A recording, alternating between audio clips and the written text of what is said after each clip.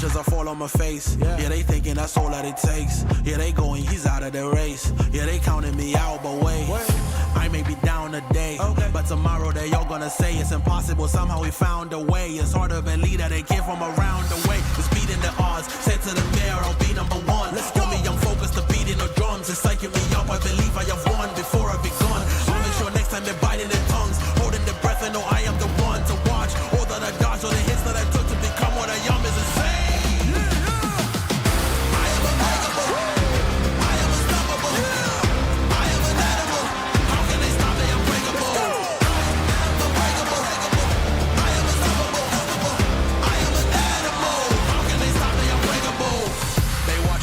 Apart. So much pressure that calling it hard is an understatement. The scars are the proof it was deep, it was hard. I may be down today, but tomorrow I'll work and train even harder. Come ballad the rain fall down on me. I will remain the last one standing. I aim everything in me at a task at hand. Got it on lock like Azkaban. Only their focus is laser, sharp like a razor. Cut through the doubt, we're stuck in the drought. Keep jumping around, kick up the dust, yell at the heavens, the rain falling down. My clothes are drenched, and some of the strength to say that within me I'm off the bench. Success and revenge. I am unbreakable. I am unstoppable. I am an animal. How can they stop me? I'm breakable. I am unbreakable. I am unstoppable. I am an animal. How can they stop me? I'm breakable. How can they stop me? I'm breakable.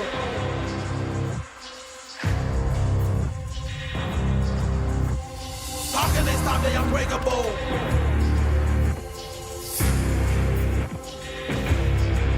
Let's go! How can they stop me? Unbreakable. Shake it off! Now you're not breaking. Yeah! Now you're not breaking. How can they stop me? Unbreakable. We're taking off! Now you're not breaking. Now you're not breaking. You're unbreakable! I am unbreakable. I am unstoppable. Yeah! I am an animal. Yeah! How can they stop me? Unbreakable. I am unbreakable.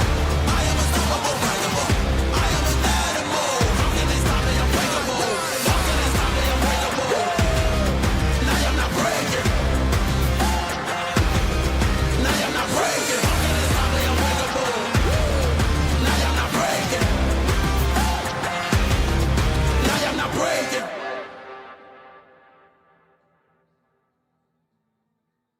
I said go and line up. Whoever got next is fine with us. Line up. I said whoever got next is fine with us. I ain't gonna let that slide. Think you fly, huh? Me and stay wheels up, it's a ride off. Ain't no shortcut, heading to the top floors. Me, I'm too smart to drop costs, and I got two fists, I'm a problem. Nuisance, who's with anybody not me? They losing, I'm proof that. Even when you down, keep it moving. The movement is never gonna stop, man. I do this. Go and line them up. That's fine with us. Come and line them up. 4, 5, fine with us. Go and line them up. 2, yeah, that's fine with us. 3, go and line them up. 4, 5, that's fine with us. Go and line up. I said go and line up. Yeah, it's fine with us. I said go and line up. Whoever got next is fine with us. Line up. I said whoever got next is fine with us. Let the blood run cold and the guests know they in my world the best of both. Seen a little more, that mean the less I know. Only thing I gotta do, collect the dough. Do fire for the matches, do the math, kid, put me in and raise the average. Savage, 0 to 100, that's the bandwidth. Standard, my end zone dance on your casket, can't we? Two fists, I'm a problem, nuisance. Who's with anybody not me? They losing, I'm proof that. Even when you down, keep it moving. The movement is never gonna stop, man. I do this. Go and line them up. 2, that's fine with us. 3, come and line them up. 4, 5, fine with us. Go and line them up. 2, yeah, that's fine with us.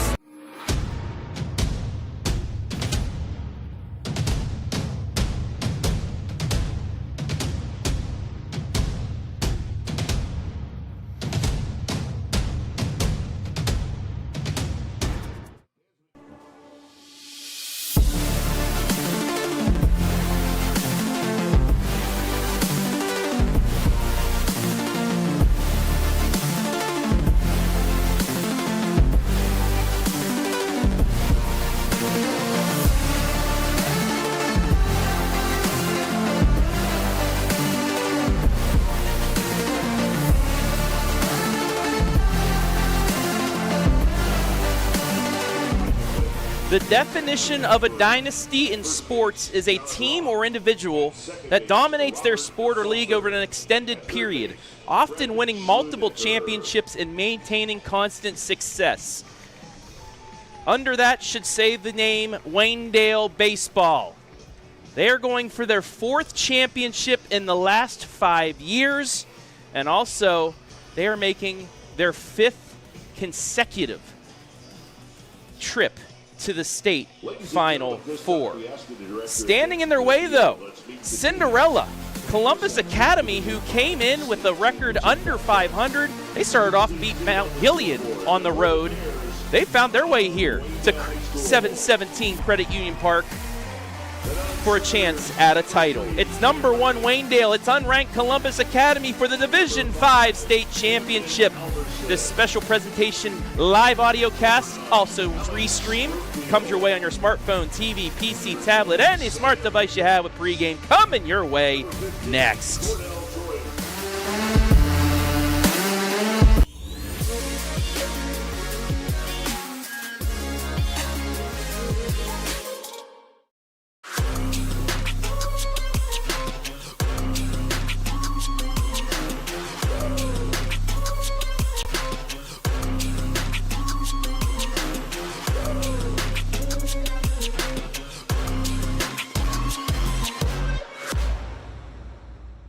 From dream to design to the doorstep of your new home. At 89 Homes, we've been building custom homes built on trust since 1979. Whether you're a first-time buyer, growing your family, or ready for your next chapter, we'll design a home that fits your life and reflects your style. With over 1,000 custom homes built throughout Northeast Ohio, quality, craftsmanship, and satisfaction come standard. Visit our model homes in Jeromesville, Ohio, and start your free pre-build consultation today. 89homes.com. Build the home you've always imagined. After high school, kept hitting my head on that proverbial glass ceiling because I didn't have a degree. I started working right away, and I really wanted to get into leadership, but I kept getting passed up because I didn't have the formal training they were looking for. Through volunteering and substitute teaching, I discovered a real passion that I knew I wanted to pursue. MVNU Online was really the perfect fit for me. The coursework is separated into 6-week classes, and you know when everything is going to be due on day 1. The MVNU Online Student Portal is so easy. I can do my schoolwork in the evenings or even just pull it up on my phone when I'm in between tasks. My degree from MVNU Online not only gave me the qualifications I needed, but more importantly, the confidence I was looking for. It almost seemed like opportunities were coming to me, as opposed to me having to search for them. My only regret is that I didn't look at MVNU Online sooner. It was really the final piece for my career to take off.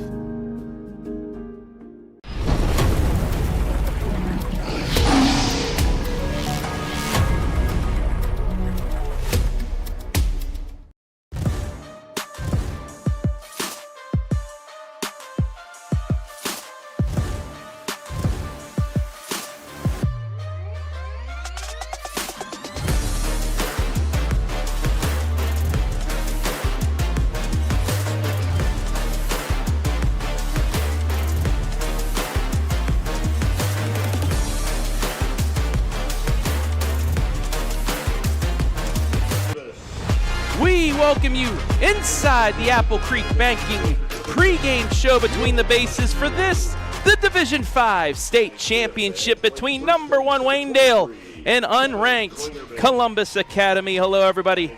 Travis Berardi, Jonathan Langdon back at the second home of the Waynedale Golden Bears, it seems like, as they've been here the last 5 years, and they pulled 4 state championships out of that, Jonathan. And if they can pull off a win here today, that D word could most likely would come true for this squad. Yeah, and they're bringing out their gold unis today. They're feeling confident going into this one. For the second straight year, you could say, they're facing off against a Cinderella, and we'll see if Columbus Academy can change things on the other side, as Waynedale had no problems taking care of Graham Local last year. Take a look at the team spotlight for the away squad, the number 1 team in the state, the Golden Bears of Waynedale. Their 5th appearance in the title game, 3-1, 2016 was their one runner-up. This is their 4th championship appearance in 5 seasons. They're one of 4 teams to make 5 consecutive state appearances, and they're one away from the state record taken by Wheelersburg. We're going to pause here as they have the playing of the national anthem, the Star Spangled Banner.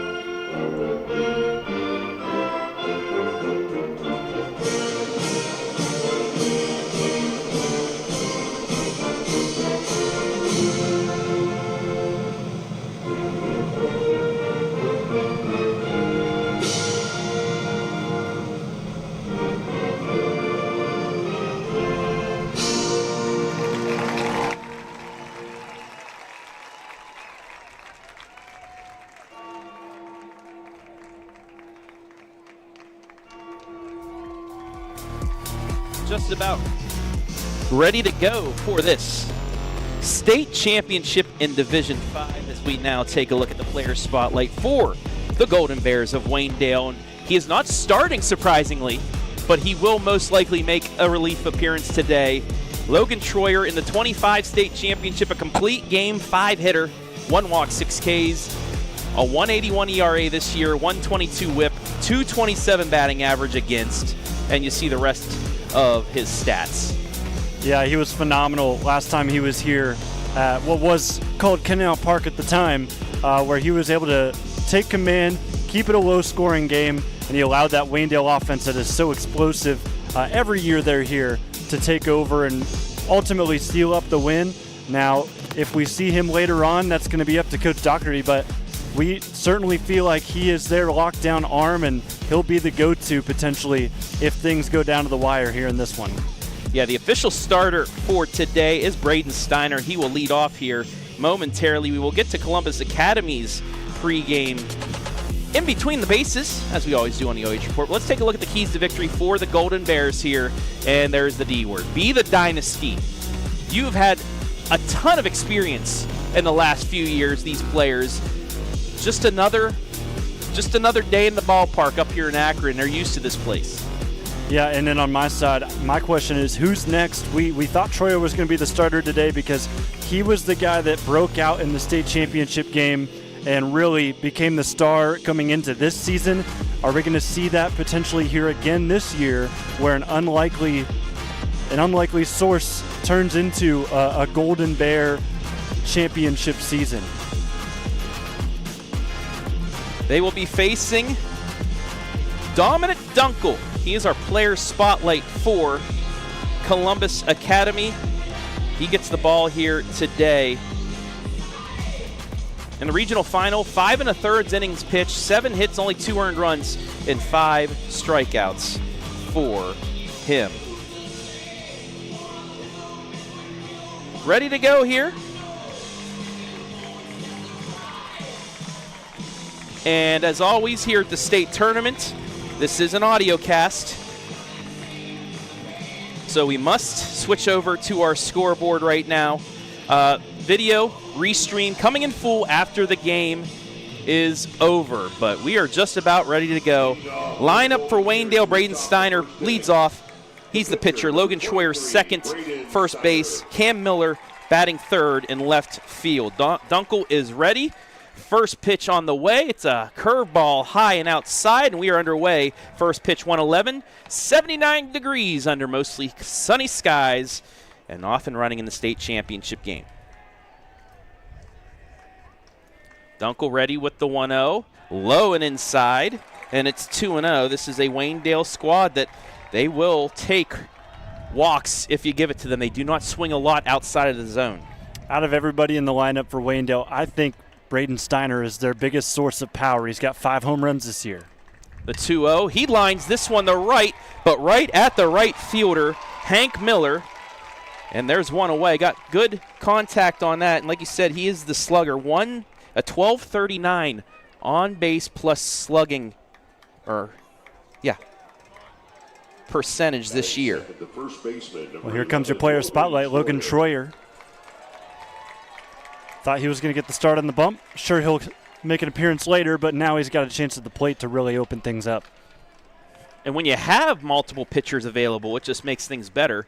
Is his first pitch, it's missed outside as well, and you see starting away, Dunkel was pitching away from Waynedale. The one hit was to right field as well as they're trying to go with the pitch. The 1-0 is fouled out and into the stands, and we're even at 1 apiece.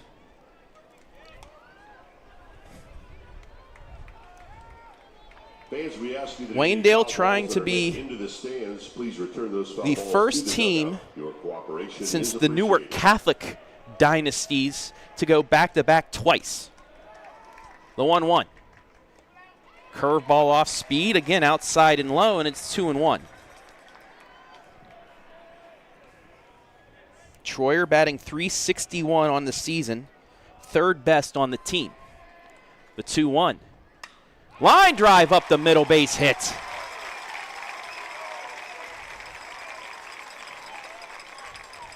First pitch he saw actually into the zone, and Hayden, we take a look at the Hummel replay, drove it right back up, and just like that, Golden Bears in business. Yeah, they're not going to need much to get the offense going. You know that this team is really solid in that department.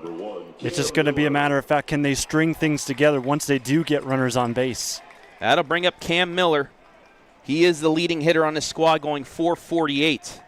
Troyer leads off first. The first pitch catches the outside corner for strike one, and for the first time today, Dominic Dunkel is ahead of the batter, 0-1.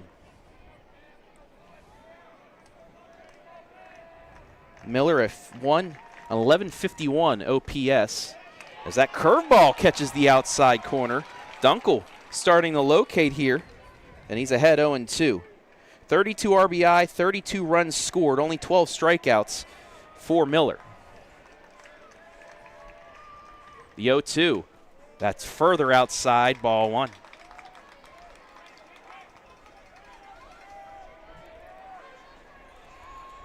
Jonathan and I happy to be on another state championship call here for the Golden Bears.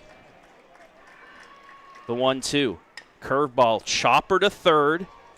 Only plays the first, and it's an easy throw, 2 away.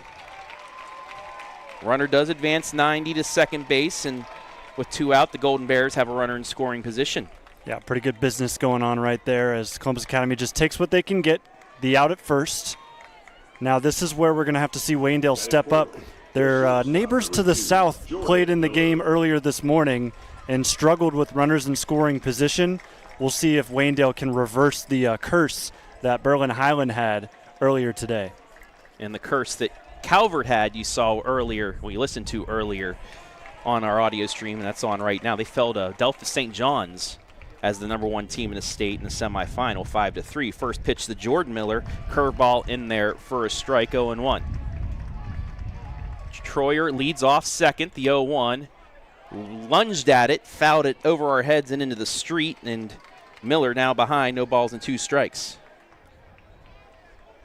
Miller, the 4 batter, he starts at short today, batting .312. 7 batters for Waynedale have an average of over 300. The 0-2, ground ball to second. Up with it on the first is Colin McGoughlin, and that'll do it for the top of the first. No runs, 1 hit, 1 left on. We played a half inning. It is still 0-0 as we keep it right here and bring you between the bases. Brought to you by the Apple Creek Banking Company. And take a look at the Cinderella Columbus Academy. 17-16 on the season, Jonathan. And kind of what we saw last year in a team that was, they were over 500, but the team Waynedale played in the state championship had to go on a run, as they were around 500. But this Columbus Academy team, they had the 4th most losses in a state tournament, 16. 19's the record. There's 2 with 17. They are the 4th most with 16. They lost 6 of their last 10 games in the regular season, but they knocked off Liberty Benton 5-2, Versailles 5-2, Arcanum, they beat them 11-3. And head coach Todd Dunkel, he says, we were playing some of the best baseball of the year.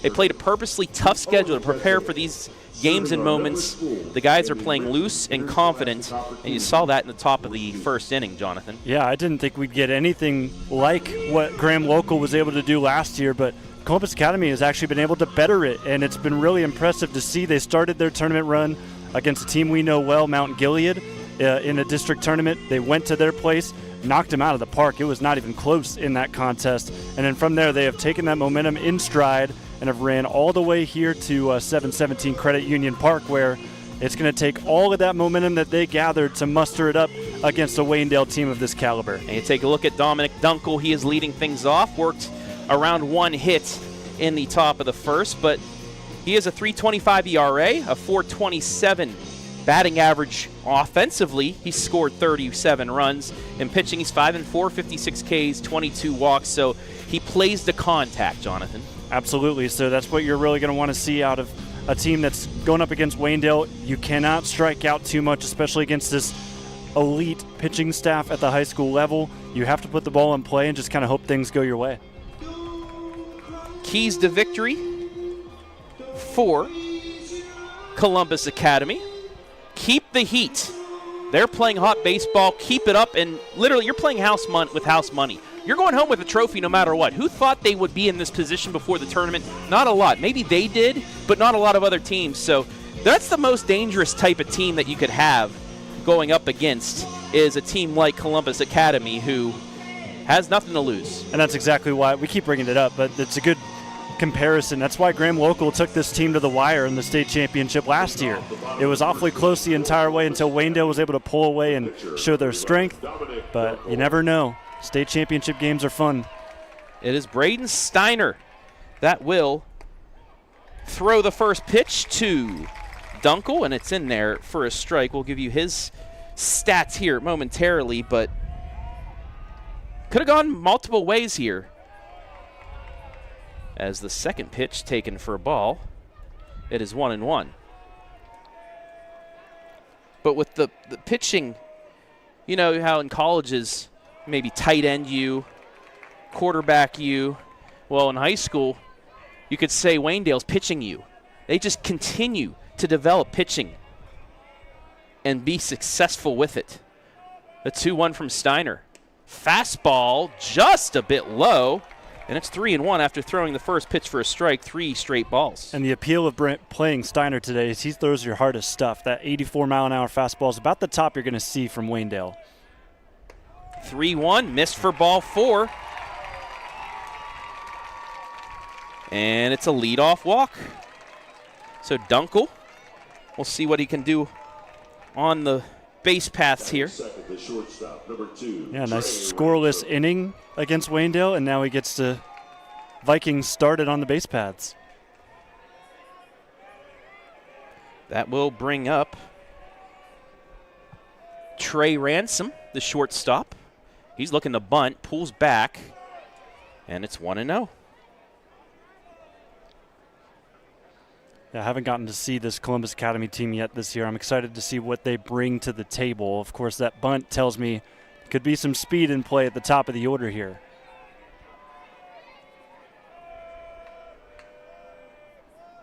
The 1-0 just misses outside, 2-0. Yeah, the zone not too friendly right now. For Waynedale early in this game, I thought these were both awfully close despite the 2-0 count.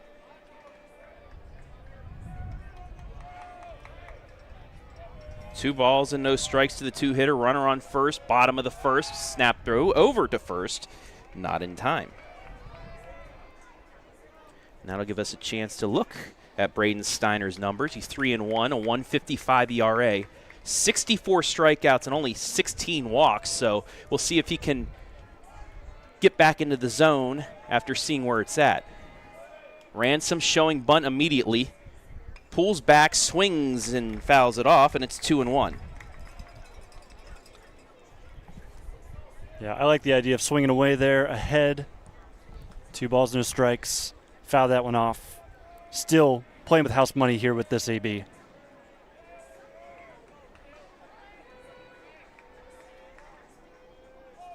The 2-1, it's a bunt down, picked up, tag applied. And there's one away, but they do move the runner up to second base. Perfectly executed bunt. Score that one unassisted, and there's one away.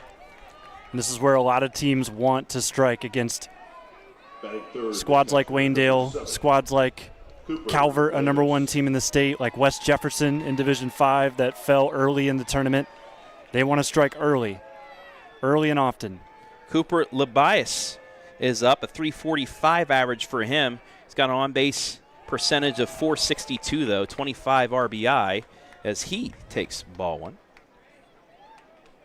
One swing of the bat here really boosts the confidence from the Vikings. Labias, the catcher today.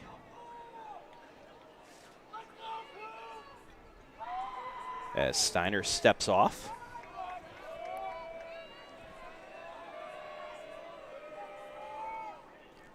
The 1-0, and that misses for ball 2. A much tighter strike zone here in this D5 state title than we had in a D6 state title earlier today.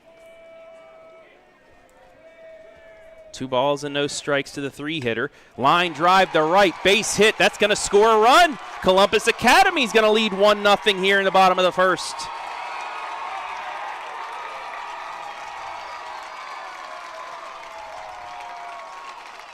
Beautifully hit ball. It was an outside pitch, just took it right where he left it. Just take it right where you're given, into a gap in right field, and it's 1-0 Academy. Hitting in the cleanup position, the designated hitter number 10, Will Donahue. 1-0 here on the 89 Homes Wayne Insurance Group scoreboard as the cleanup hitter, designated hitter, Will Donahue will take strike one, and that time Braden was able to find that lower part of the zone. You know, a fun part about Waynedale this year is they've played from behind quite a bit in this tournament run. If you really look back at it, that check to first is not in time, but swing away from potentially not even making it to the regional tournament as they had a close battle with Keystone in the districts. Yeah, they had to come back. They were down 7-4 in that game, scored 4 to win it there. The 0-1 outside. We're even at 1. Usually when you see Waynedale in a tournament run, they're just kind of rolling through. That has not been the case this postseason. Donahue, 381 average. He has an on base of 475, but we got ourselves a pickoff.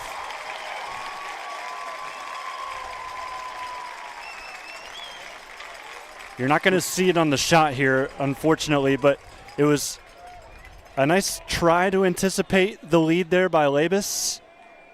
But that extra hop he took left him dead in the water, as that was a nice turn by Steiner to get the out. And that might help calm down the Golden Bears as the 1-1 swung on and missed on the off speed.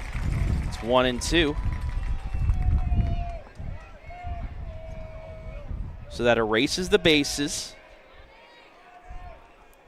And now a chance to get out of the inning. The 1-2 just a bit high. We're even at 2. Here's the pitch. Yeah, when you try to locate those curveballs in the top part of the zone, it's hard to get them back down all the way. 2 balls and 2 strikes. The pitch. Swing and a miss, strike 3. So Steiner does give up a run. However, that's all that Columbus Academy can do in the first. 1-0 Columbus Academy leads after 1 in this, the Division 5 championship.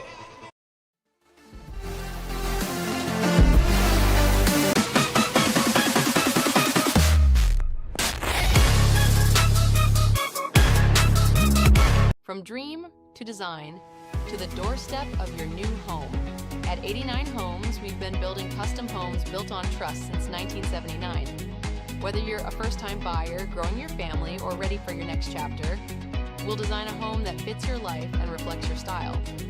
With over 1,000 custom homes built throughout Northeast Ohio, quality, craftsmanship, and satisfaction come standard. Visit our model homes in Jeromesville, Ohio, and start your free pre-build consultation today. 89homes.com. Build the home you've always imagined.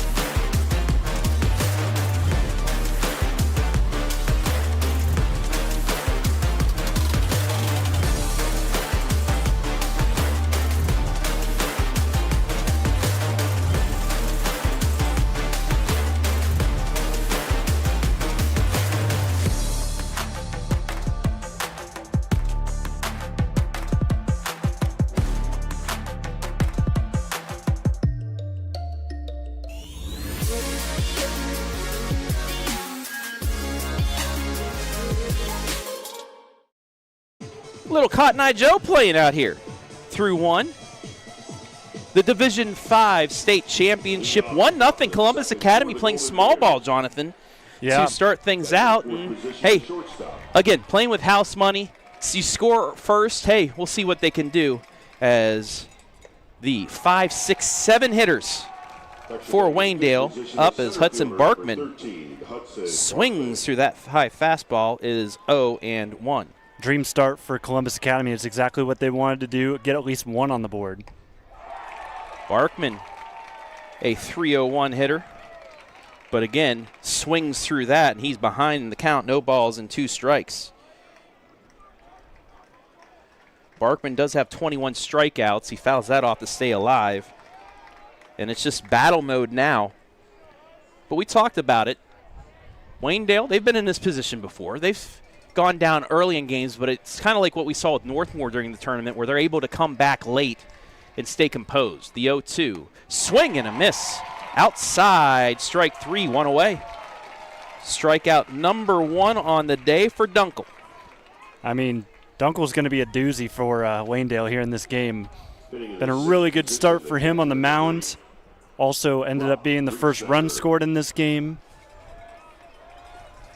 Now to bring up Brock Reese-Snyder, 287 average for him. He's today's catcher for the Golden Bears. Dunkel gets his sign. First pitch. Just misses outside for ball 1. Reese-Snyder, 16 runs, 15 walks, 14 strikeouts. Only 3 strikeouts looking, but he sends this one foul. And just looking at the strikeout looking numbers for not for Hillsdale, that's the rival of Waynedale, but for Waynedale, 1 player with 10, 1 player with 8, 1 player with 7, everybody else 3 or less. So this is a team that they will go down swinging, and they'll make you work.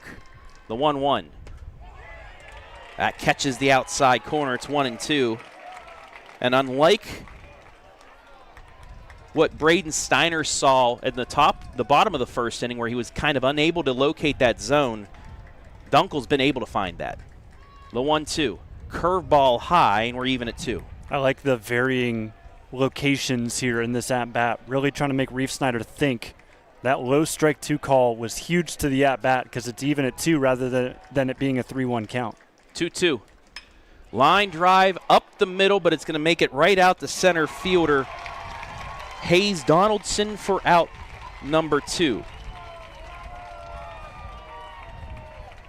Mowing through the lineup. Yeah. Golden Bears have no response for Dunkel so far, first time around. But we've said not a ton of strikeouts for him, not a ton of walks. He lets you make contact and allows his defense to play behind him. And they've been playing very good defense during the tournament. Now to the 7-hitter and Colin McLaughlin. McLaughlin, the second baseman, fouls that off. It's 0-1. And that's something that's hard to establish over time is trust in your defense to make the plays. 269 hitter takes strike 2. And I'm sure it was even harder to build because Columbus Academy came in with a losing record. So most of the time when he was pitching to contact, the job wasn't getting done. So just keeping with it and pushing all the way through the state title, it's a great testament. 0-2, just outside of the zone. It's 1-2. 14 pitches, 9 strikes for Dunkel in that first inning. The 1-2 reached and fouled off. I mean, anything you got to do, right? Just went all the way across the zone, not even close to potentially being a called strike 3. Just had to swing at it, keep it alive as he committed. The 1-2. Fly ball, center field, backing up a couple feet and easily making the catch is Donaldson to end another 1-2-3 inning. The first, actually, 1-2-3 inning for Dunkel. We played 1.5 here in the state championship game. 1-0 Columbus Academy.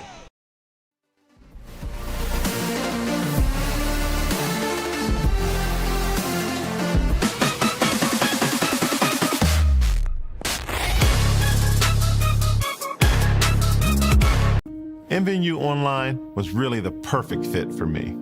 The coursework is separated into 6-week classes, and you know when everything is going to be due on day 1. I can do my schoolwork in the evenings or even just pull it up on my phone when I'm in between tasks. My degree from MVNU Online not only gave me the qualifications I needed, but more importantly, the confidence I was looking for.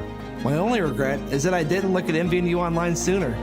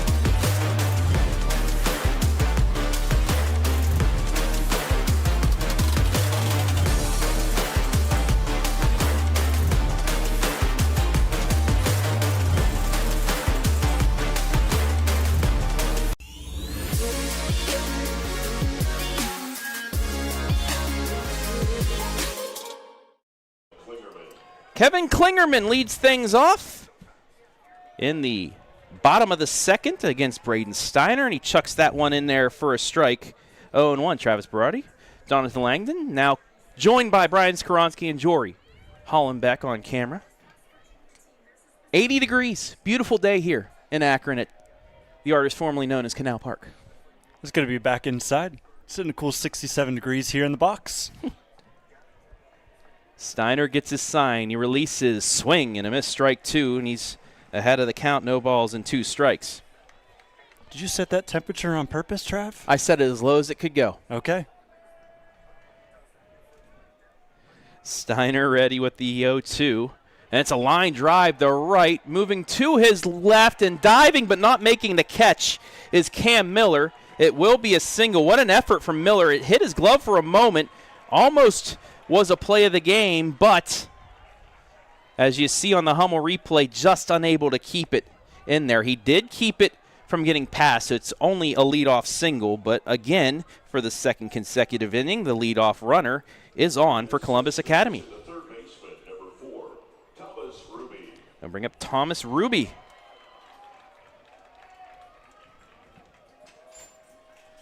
Ruby, third baseman. Looking the bunt again. He fouls that off, 0-1. I like it. You get your leadoff runner on, no matter what, you're going to bunt.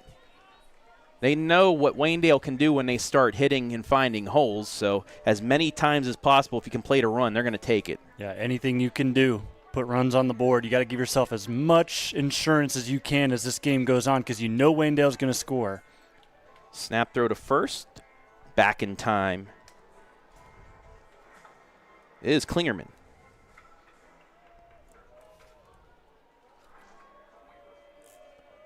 Steiner ready. There's the bunt. Bunted right back at him. He has a chance at second look, but he will throw to first. One away and another sacrifice. It's called doing a job. Yeah. He looked at second, and honestly, I thought maybe he had a chance at it, but he did not want to take the chance and went with the sure out. And that will bring up Ethan Parrish, the 7-hitter.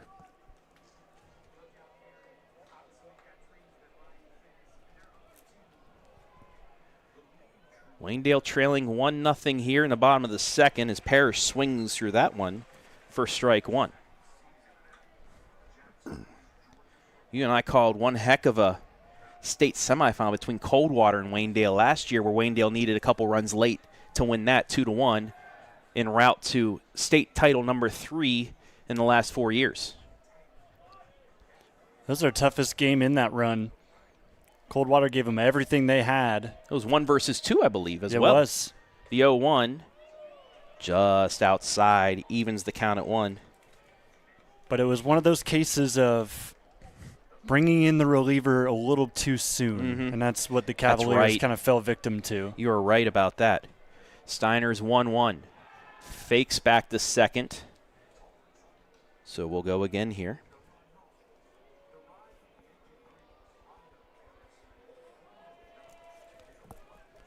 .23 releases. Inside corner, strike 2. Yeah, we haven't seen many pitches so far that have been on the inside zone, but if Steiner can locate there, why not? Well, that's kind of why you're seeing Waynedale right now in the outfield shifting towards right. And again, he'll fake back to second base. Klingerman didn't even get back to the base, so he'll get his lead off again. The 1-2 curveball outside, almost going, was Parrish, but he held off. They check down the first base umpire. He says no, he did not go, and it's 2-2.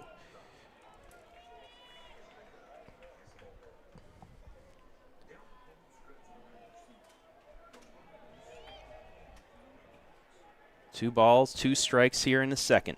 Looking to get a big second out here with a runner on second, and they will. Strikeout looking. 2 down, Braden Steiner, second K of the day as he gets the 7-hitter on that outside corner. Now he's starting to find his zone. Yeah, just keep using that fastball. Use your velocity to your advantage. And, I mean, the fastballs, they've been tough to hit so far for Columbus Academy. I believe that single they had to score a run was on a breaking pitch. Yes. Drove it to right, I should say. First pitch to Hayes Donaldson in there for a strike. He's seen a lot of work so far. Couple fly balls out to him. So he's behind 0-1. The 0-1. Swing and a miss. Maybe a foul tip into the glove of Reef Snyder, but it is 0-2. This is where you challenge him. 0-2. Maybe hitters expecting something out of the zone, trying to get him to chase. I think you go right at him.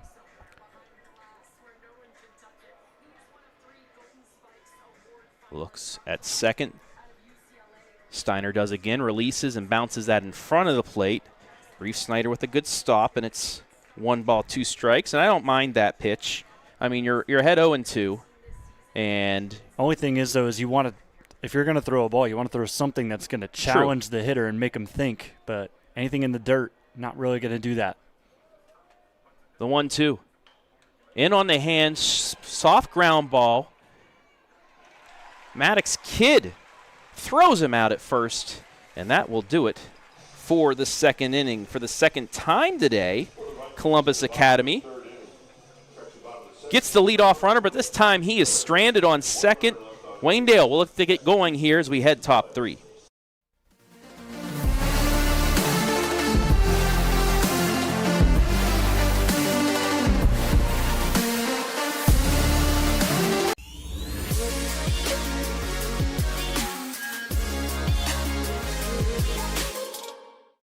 From dream to design to the doorstep of your new home.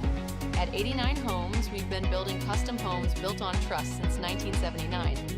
Whether you're a first-time buyer, growing your family, or ready for your next chapter, we'll design a home that fits your life and reflects your style. With over 1,000 custom homes built throughout Northeast Ohio, quality, craftsmanship, and satisfaction come standard. Visit our model homes in Jeromesville, Ohio, and start your free pre-build consultation today. 89homes.com. Build the home you've always imagined.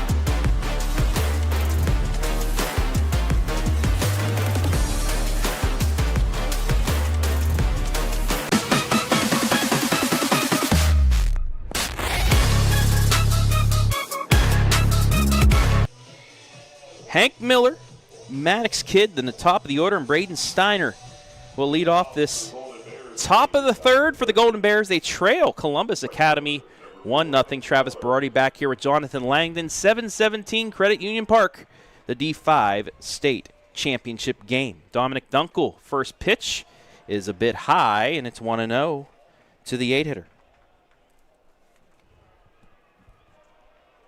There is Hank, hoping to hit like another Hank that we know in baseball lures. He swings through that one for strike one.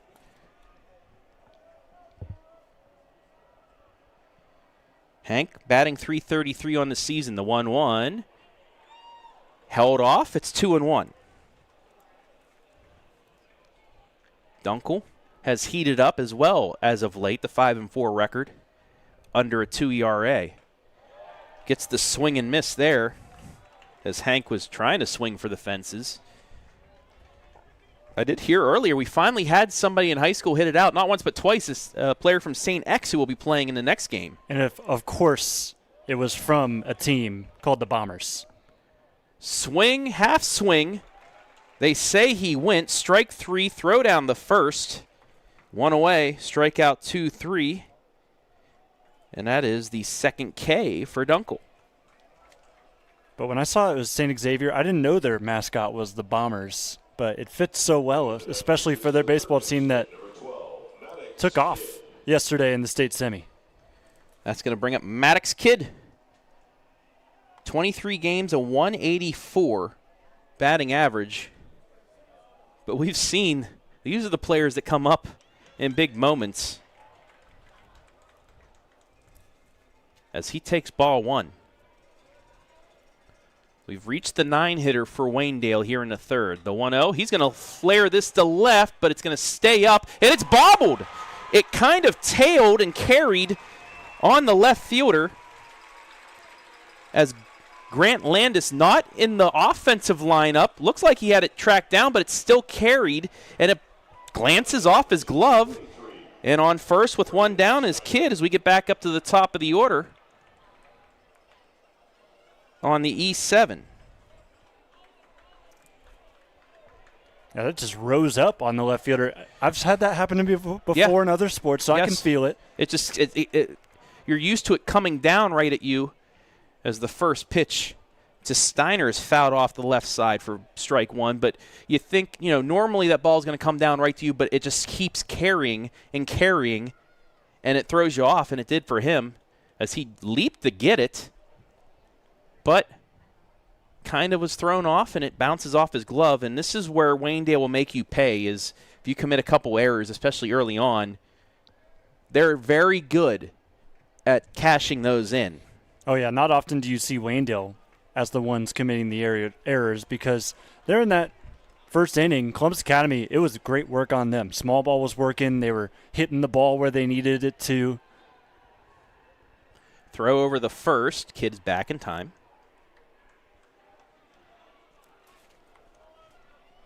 You see him on first base.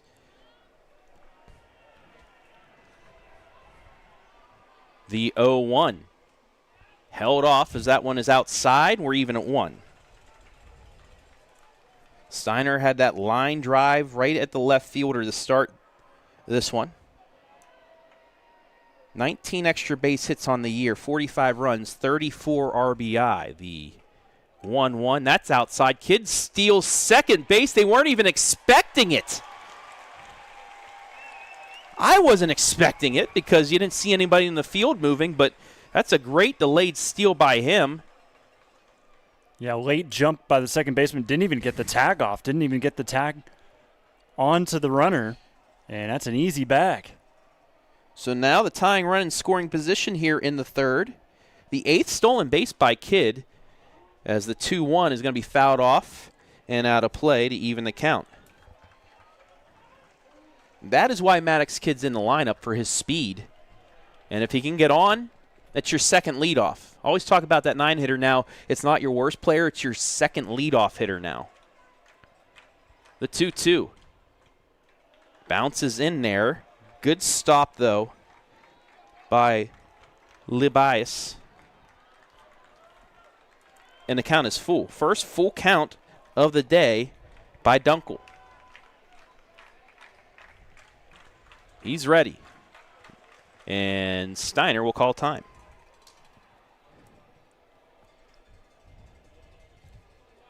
Logan Troyer on deck. He had the lone single thus far, the lone hit for Waynedale. 3-2 outside, ball 4. He held off. That was close, but he will work the walk. Yeah, I like the confidence going up there. Knew that was outside. He knew the zone well, as, of course, the pitcher in the other half of the innings today. First baseman, number 11, Logan. He's been studying it up, and he's able to get himself on base because of it. That'll bring up Troyer. 7 doubles, a triple, a home run, 27 RBI. Looking to make it 28 here. As the first pitch just catches that outside corner, and he's behind 0-1. Big spot for Waynedale. Really want to try to cash in here, especially with just one out. The 0-1. Bounces in there. Another nice stop. Count is even at 1, and you see that Dunkel, especially the second time through to start, he is not trying to get it over the plate. He's missing a little bit low. He's trying to catch the outside, but he's not trying to hold a meatball down the middle because he knows what Waynedale can do with it, and he just throws one. It's a drive to right, though, right at the right fielder, caught by Parrish. No tag, and there's 2 away. Yeah, Wise there just to stay put at second.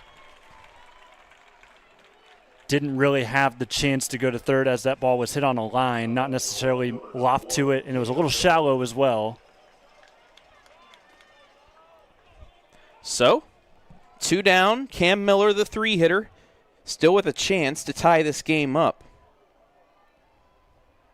The best hitter on this squad, looking to get RBI number 33, maybe 34 or 35 on this at bat. 1-0 Columbus Academy as Dunkel will step off the base. Or the mound, I should say. He's back and set. And ready with the first pitch. Curveball gets in there for a strike. That was nice. You could see, even though we're off to the side of home plate up here in the suite, you could see the loft and the angle of that curveball as it dropped right back into the zone. For those of you watching on the replay, you'll just have to trust us on the audio cast. And he does it again for strike 2. So Miller now behind, no balls and 2 strikes. Kidd on second after reaching on an error and stealing second. The 0-2. Ground ball right back to Dunkel. Off his glove, picks it up, throws the first in plenty of time to end the threat. Waynedale gets 2 on, a runner in scoring position with 1 out, but they cannot score him, and we play 2.5. It's still 1-0 Columbus Academy.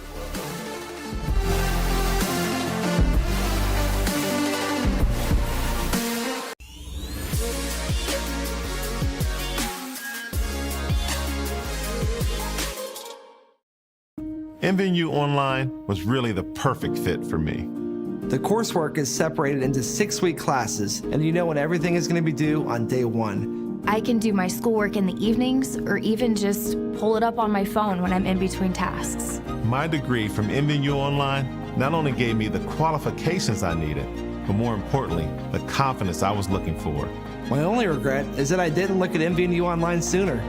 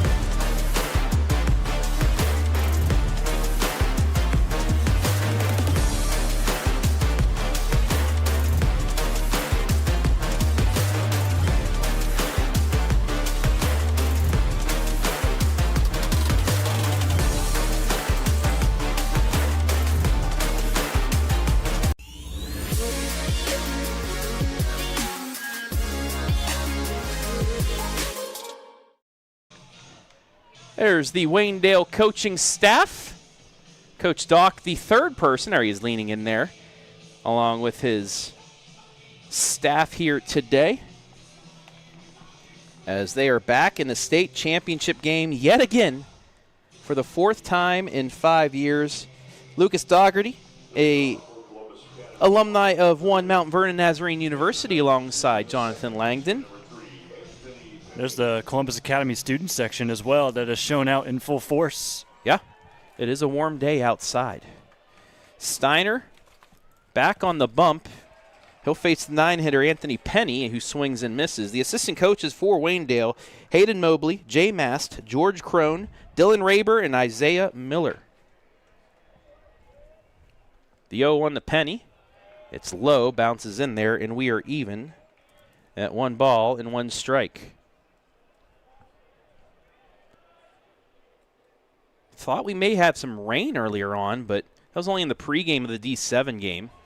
It's the 1-1 low part of the zone for strike 2, and Steiner's ahead 1-2. You know, I'll tell you what, I've been grateful because coming into the week, I was forecasting ahead and seeing what it was going to be like here at this park, and I saw a lot of rain on the radar.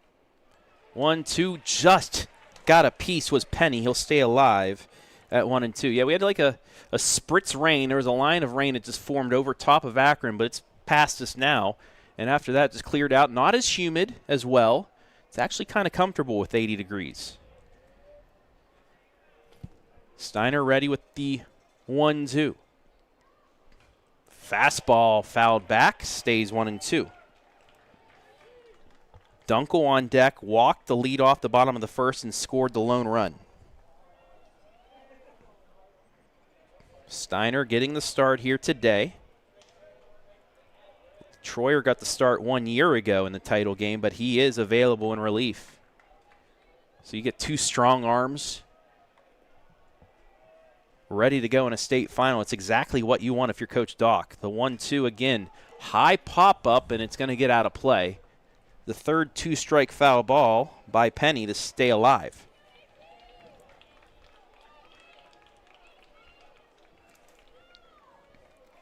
Columbus Academy, 7-game win streak. They were 10-16 coming into the tournament. Talk about getting hot at the perfect time. Another 1-2 from Steiner, high, and we're even at 2. And for UOH Report, folks, they did start their tournament by heading to Mount Gilead and knocking off the Indians. The Indians had high hopes of at least making it into a district final, but Columbus Academy had different thoughts as the 2-2 caught him looking at the lower part of the zone, 1 down. 3 Ks for Steiner. He has one, at least one, in each inning. That'll get us back to the top of the order in Dunkel. Now batting the pitcher, number 11, Dominic Dunkel. Yeah, this is going to be fun to see what Academy does the second time around. They went small ball just to get a run on the board. Are they going to go a little bit more aggressive and try to extend their lead, or are they going to do more of the same? Steiner ready. First pitch. Held off for ball 1.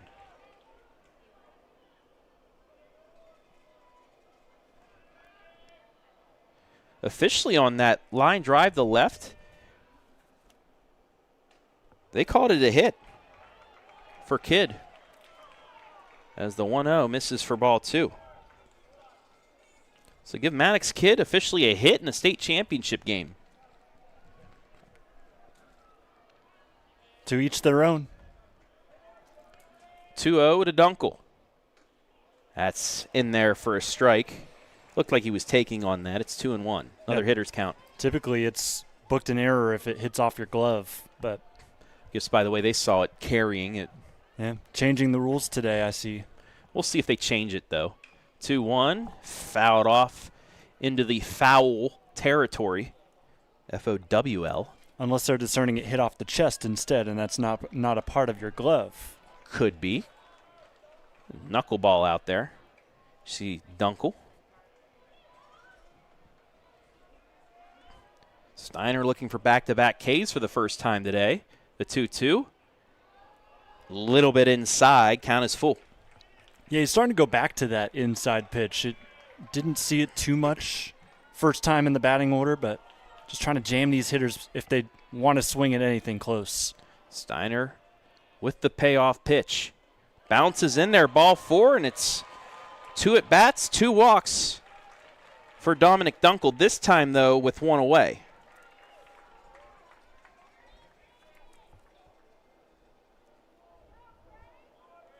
So now Ransom with 1 out. Does he bunt again here? Or do they let him swing away now that there is 1 down?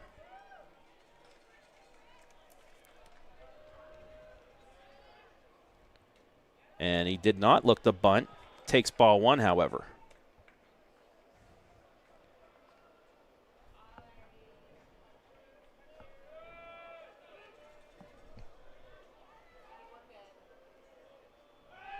Snap throw over, bounces in there. It's caught by Troyer.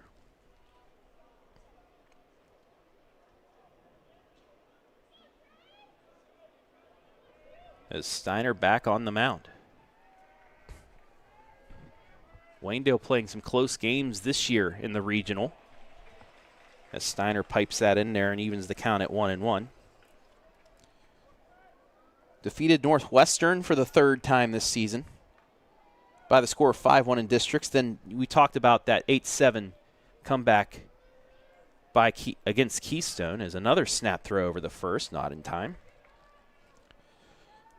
They played Chagrin Falls. They scored 2 runs late to win that one 2-0.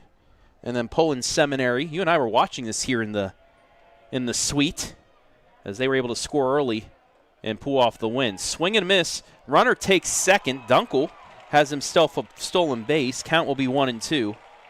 But another runner in scoring position here for Academy. Yeah, great jump from Dunkel. Wasn't even close. No, it wasn't. Even if the catcher had that throw on target, wasn't going to have a chance at him. Steiner looking to get the strikeout here to reset with the runner on second and get the second out. He gets set. Dunkel leads off second, dancing. Steiner looks him back, and time will be called. You could see Steiner a little bit uncomfortable on that pitch. He was shuffling his feet a little bit. Dunkel dancing behind him. Didn't want to throw a bad pitch, so he just stepped off and recomposed. Now he will release with the 1-2, and it's fouled off. Doing a good job battling here. Next pitch Steiner throws will be his 50th, and we're not even through 3 yet. But again, the man on first base, your ace, you could say, the man that pitched in the title game last year, 100% and ready to go, though.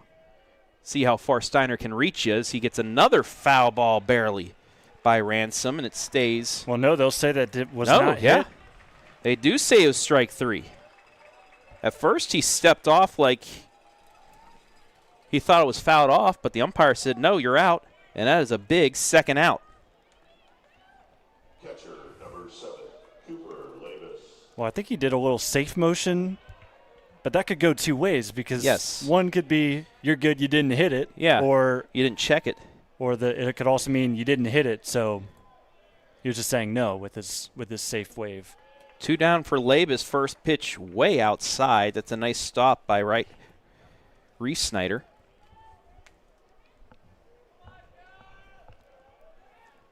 And it's 1-0. Labus, the RBI single back in the first. That also got picked off of first.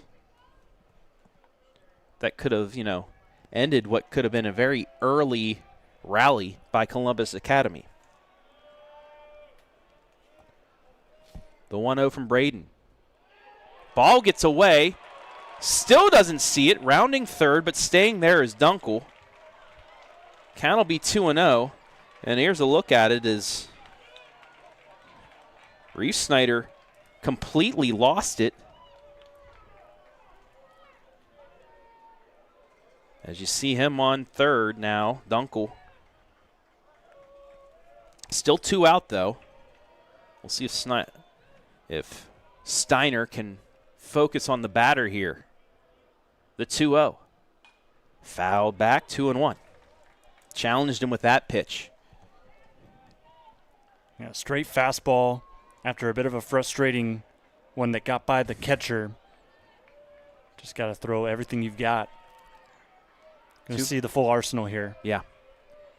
2-1 the count. The pitch, swing and a miss. Got him on a change. That was the perfect time for that. Got him out in front. And it's 2-2. Can Steiner escape the mini jam here and keep it 1-0 through 3? Does have a ball to play with. We'll see if he attacks right at him. And time will be called by Labus. 2's on the board. Dunkel on third. The pitch. Line just left of third. Foul will go again. Thought that was darting right at that runner at third. If he was in foul territory, he would have been fine. Yes. Which he was. But those are always fun to look at, especially when they're in fair ground and it hits them and that ends the inning. Which we saw that in the Northmore game in the bottom of the first. 2-2 curveball just high. Misses, and the count is full now at 3-2. Yeah, and that was a big play in that Northmore game because it was runner on first. They were trying to put some momentum in. It was a grounder into left that would have potentially sent that runner to third. The 3-2 in on the hands, grounded back to Steiner and makes the play. Watch this. It looked like right off the butt of the batter on the handle, but an easy play for Steiner. He escapes the mini jam, and the score remains 1-0 after 3.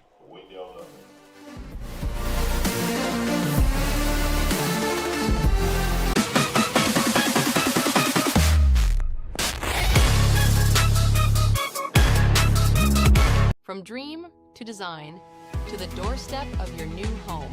At 89 Homes, we've been building custom homes built on trust since 1979. Whether you're a first-time buyer, growing your family, or ready for your next chapter, we'll design a home that fits your life and reflects your style. With over 1,000 custom homes built throughout Northeast Ohio, quality, craftsmanship, and satisfaction come standard. Visit our model homes in Jeromesville, Ohio, and start your free pre-build consultation today. 89homes.com. Build the home you've always imagined.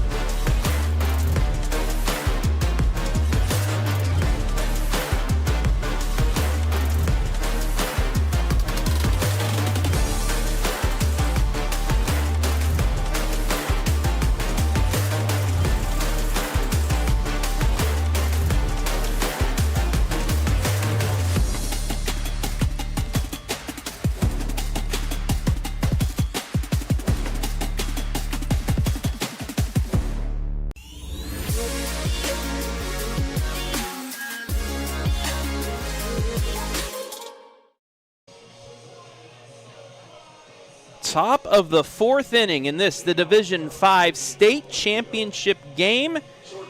Columbus Academy, the Cinderella, leading Waynedale 1-0. Travis Berardi back here with Jonathan Langdon. 4-5-6 due up, though, for the Golden Bears against Dominic Dunkel. Jordan Miller will lead things off, grounded to second in his first at bat, and a high curveball will miss to start the inning for ball one. And it's going to be interesting to see how Dunkel pitches this inning. He was out on the base path. He was out there for quite some time. It took him a minute. It says 1-0 is fouled off. It took him a minute to get back out onto the mound and get throwing. So we'll see if that affects him at all. You used to see that in Major League Baseball, especially you had to run out the coat to the pitcher. They made it on base, and if they were out there for a while, it kind of hurt them. Curveball lined into right field, base hit for Jordan Miller. And for the first time today, Golden Bears have a runner on first as we take a look at the replay brought to you by Hummel on the replay of the game. Yeah, curveball's not fooling anybody on this Waynedale lineup. They're just going to take it the opposite way and get whatever they can see out on the field. They took it right through that 4 gap, and that's how Waynedale gets a base runner early on in this inning. They'll bring up Hudson Barkman. Struck out. Lays down a perfect bunt down the first baseline. The throw to first is in time, but now it's Waynedale that's playing some small ball as Hudson Barkman bunts Miller over, score that 2-3, 1 away. Hey, they're going to do exactly what Columbus Academy did to get on the board. They're just going to simply say, if what you can do, I can do better. That'll bring up Brock. First pitch to him is a curveball that catches the outside corner, 0-1. Now you're seeing Dunkel change up his pitch selection. You saw a lot of fastballs trying the outside corner in that first round. Now the second time he's starting with that get-over pitch. I would be careful with that, though, because any slower across the plate, and Waynedale's going to see it immediately, adjust to it on the fly, and there's going to be some runs scored here. I think you want to stick with that fastball. Dunkel steps off for a moment, recollects. Or at the very least, I would not be throwing those breaking balls for strikes. Reeve Snyder, double-digit RBI at 13. Lines this past the second baseman, base hit. They're going to send Miller around third. He's going to score, and this D5 title game is tied.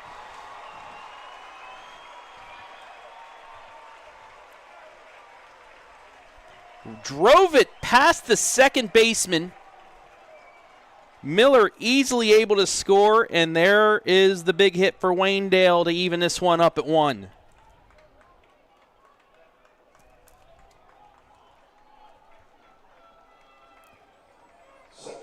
RBI number 14 for Brock. And it brings up McLaughlin. Colin flew out to center field in his first at bat. And he takes ball 1. Both teams playing small ball to plate their run.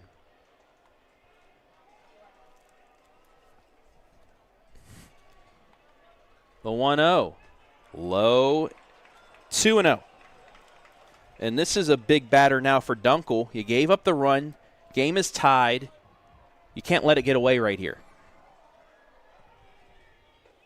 The 2-0 is outside, 3-0. I mean, thinking about it now, isn't this exactly what Columbus Academy did in the first? They were able to reach with their first leadoff. They were able to send him over on a bunt, and it was a base hit to right field. Yeah. That was able to score him. 3-0. Takes it just on the plate for strike 1. He was going to take all the way, fake the bunt. And it is 3 balls and a strike. The pitch popped foul. And Dunkel now has worked this count full after falling behind 3-0.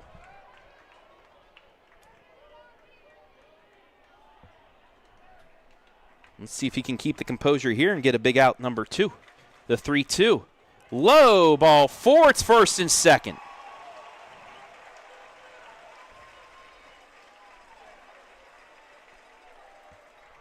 That's a good at bat for the 7-hitter right there, Jonathan, as you take a look at it. The replay brought to you by Hummel. Patience is very good right now for Waynedale. They know that they are starting to gain the momentum, and the pressure's now on the Vikings. Early on in this game, you could say the pressure has been on Waynedale after going down in the first inning. But pressure was lightened a little bit, knowing that all they had to do was get one back. And something that my coaches used to say all the time in baseball, hey, 1-0 lead, what's that? We needed to run anyways. Yeah, exactly. You and I talked about it too, where, hey, we had to score a run. You have to score a run to win.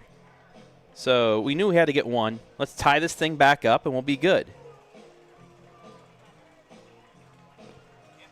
Right fielder number 4, Hank Miller. So Hank Miller comes up with a runner on second, struck out in his first at bat. The first pitch grounded to third, stabbed by the third baseman, steps on third to throw to first, not in time. But what a play by Ruby for the second out. Stole a run away from Waynedale. Yeah, beautiful play in the hot corner. That's why you have your best fielder over there. Now batting the third baseman, number 12, Maddox Kidd. That'll bring up Maddox Kidd. He singled off of the left fielder in his first at bat. His first pitch is outside for a ball, 1-0. I mean, that's a play to keep you in a championship game right there, because it's down the line as the second pitch is in there for ball 2, but it's down the line. If it's past his glove, the run's going to score easily, and you're probably going to have at least second and third with one out. The 2-0 outside for ball 3. And now a big pitch, because if he misses here, it's going to load the bases for the top of the order. Dunkel ready. The release. Outside, ball 4, and the bases are loaded. And look who's trotting up to the plate. Lead off, top of the order, but most importantly, it's your power guy. I like to call him the fence finder. It's Braden Steiner. They do have some work out here down the left field line for Columbus Academy, trying to get a reliever warmed up quick, but I don't think he's going to be ready in time here against Steiner.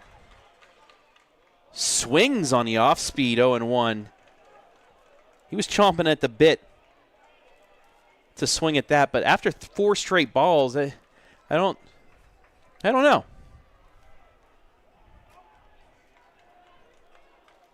McLaughlin on third, Miller on second, Kidd on first here with 2 down. The 0-1. Curveball down to third. The third baseman makes another play to escape the jam. What a play by Ruby again.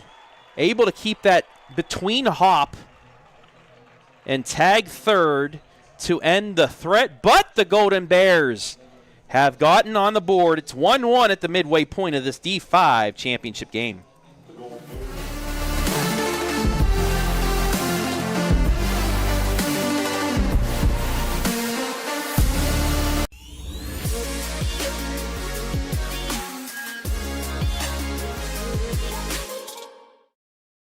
MVNU Online was really the perfect fit for me.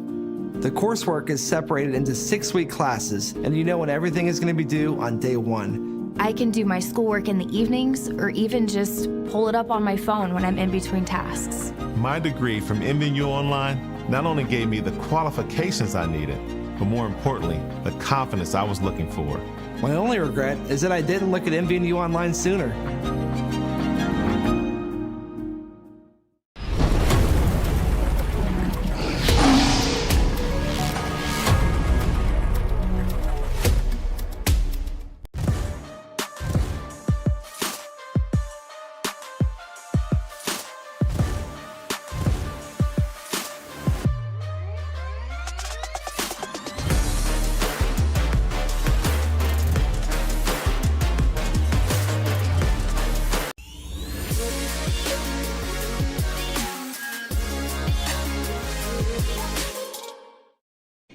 Midway point of this Division V state championship game. The score, 1-1, as Waynedale gets on the board, leaves the bases loaded, though, thanks to two very, very good plays by Thomas Ruby, the third baseman. If it's not for him, this may be a 4-1 game right now, Jonathan. Yeah, absolutely. It was a great run there for Waynedale, but they got to be certainly a bit disappointed that it's just going to end up as a 1-1 game as we sit here now. But some great plays over there at third. As you said, Travis, have us all nodded. And Academy, they can hold their heads up high because Waynedale there in that run, of course, we were talking about all the momentum swinging the Golden Bears' way, but at what cost now? I mean, it's still a tie ball game, and you know you got to score one more, and you've already done it before. Donahue will lead off, the designated hitter. He struck out to end the first inning. Steiner ready with his 67th pitch. It's a high pop-up. Will it stay in play? It will. And tracked down by the shortstop. Jordan Miller, what a play, one down. I mean, watch this. He went, that had been a good 55, 60 yards to get that.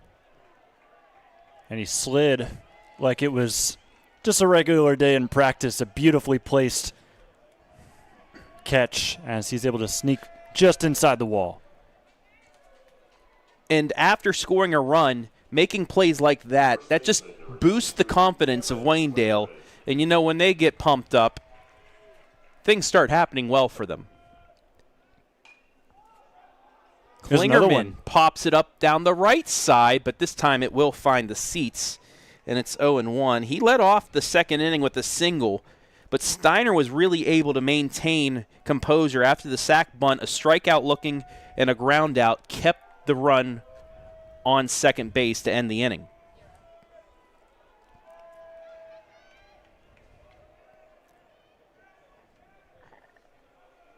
Klingerman got the save in the regional championship 3-2 victory. But he's behind in the count here, no balls and 2 strikes. Steiner ready. The 0-2. Fly ball, right field. Backtracking is Miller, and Hank tracks it down 2 away. It'll take him a minute to get back into view, so we'll show the replay. But that's a very underrated aspect of this Waynedale team. Their outfield, their infield, the ability to track down fly balls. This is a very large ballpark. 331 to left and right, 400 to dead center. This isn't your normal Apple Creek Waynedale High School field. There's a good, I'd say, 70 more feet back there. It's wider, but that's a very nice play by the right fielder. Absolutely. Beautiful play, and of course, running to his left is one of the more tougher plays to make, but he made it look easy. Ruby now up, takes strike one. And another thing in baseball, you usually see somebody make a great defensive play in the top or the bottom and comes up next inning and makes a big hit. We'll see if he can do that here, but he's behind 0-1. The 0-1, a little chopper. In on it is McLaughlin, throws the first, got him. That's one of the more impressive innings from the field from any team in this state tournament so far. 3 really impressive outs. First time today, Columbus Academy goes down 1-2-3. Waynedale will look to take its first lead as we head to the 5th.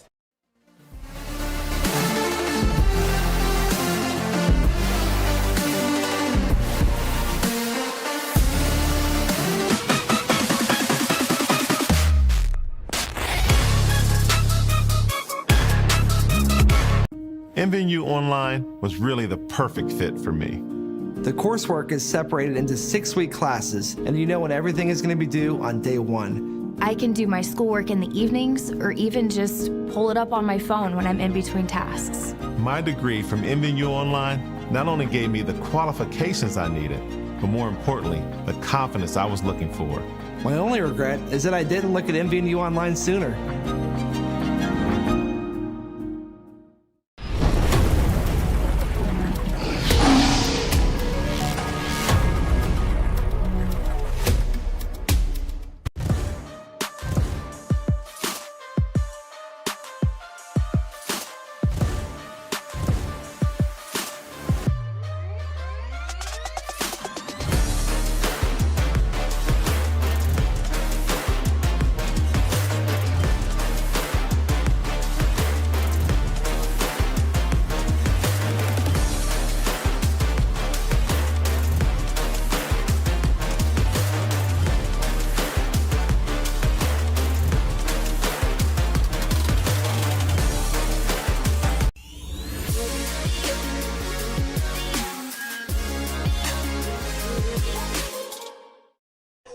To the 5th we go.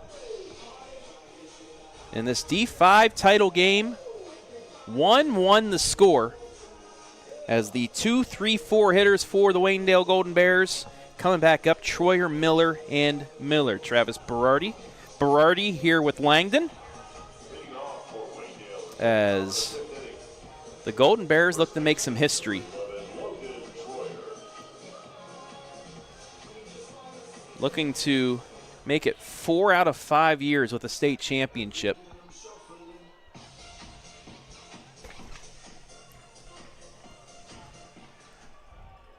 Well, we see a steal of home here maybe today, as my Mountaineers just got on the board in the College World Series with a steal of home in the bottom of the 1st. Troyer takes ball 1. What's up with you and all of your teams rocking gold? That's why I'm wearing the jersey. The 1-0 misses for ball 2. Also sporting the lucky Waynedale Golden Bears hat that I got after they won their 23 championship.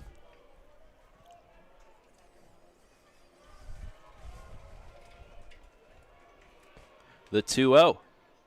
Line to the left, and it's going to get down and past the left fielder. Troyer around first. He's in the second base, and he's going to get a stand-up double.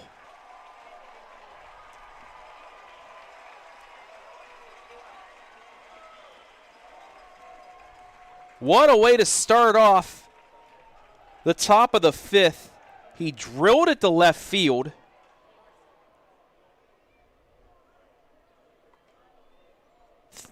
Luckily enough for Columbus Academy, too, Jonathan, that Landis was able to track it down quick enough, because that could have been, he could have been running there for a while if it wasn't for the speed of Landis. Yeah, absolutely. That snuck by him, even tapped off the wall. I thought for sure after that sequence it was going to be a triple, but Troyer was content. See, look at him track it down, and then Troyer getting in the scoring position for Cam. Miller 0 for 2. Grounded out to third and back to the pitcher. Jordan on deck. He led off the 4th with a single. Chance for the Golden Bears here. The first pitch, curveball in there. It's 0-1. Yeah, that was a pretty looking pitch. Yes, it was. We'll show it again.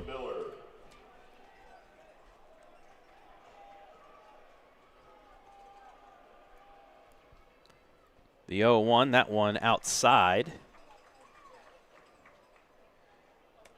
Evens the count at 1. 1-1 here on the 89 Homes Wayne Insurance Group scoreboard. Golden Bears, their best chance to take a lead. The 1-1. Fly ball. Landis getting under it. No tag, and there's one away.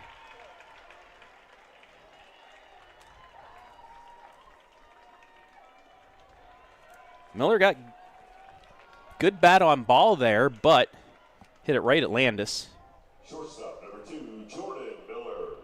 And Troyer, maybe if that's hit the right, I don't even think if it's hit the right field, he'll be able to tag. It was a soft fly ball to left.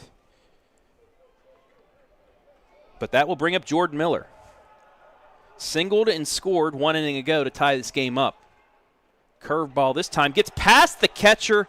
Troyer into third.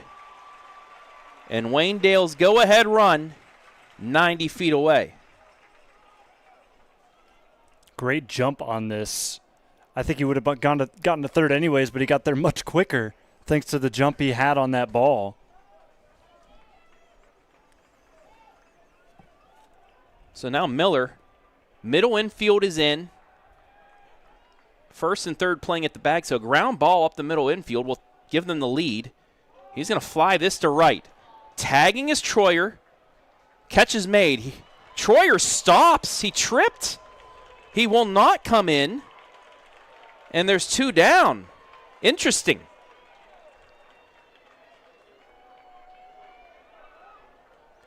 The right fielder was backing up, making the catch. Troyer started taking off and kind of stuttered. I don't know if he blew a tire maybe, but he's still on third. And if you're Columbus Academy, you are taking that and running with it. Absolutely. That's a big break, but still Barkman up now. Especially if Barkman can't get on here. First pitch curveball in there for a strike.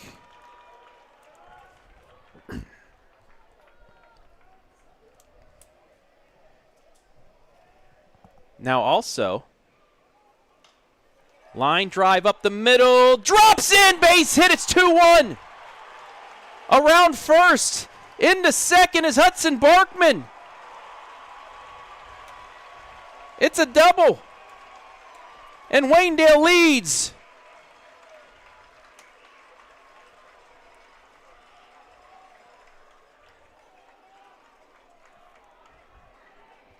Just able to get it ahead of that center fielder who, all credit, tried to get him a chance to get out of the inning if he could dive and make the catch. Just a little bit too far out of reach. And that gamble allows Waynedale to score. Not just that, but also see Barkman head over to second with a double. Reese Snyder up, pops this over the dugout for strike one. But what a change of events. You think that Columbus Academy is going to get out of it after the semi-mistake by Troyer not tagging. Instead, Barkman comes up, another Barkman in a state championship game. Reese Snyder trying to extend this lead. The 0-1 bounces in there, stopped. It's 1-1. Yeah, Barkman last year was one of the runs to score on that Super Cam double against Coldwater last year in the state semi. Super Cam, I love it. The 1-1. Outside, 2-1. McLaughlin is on deck.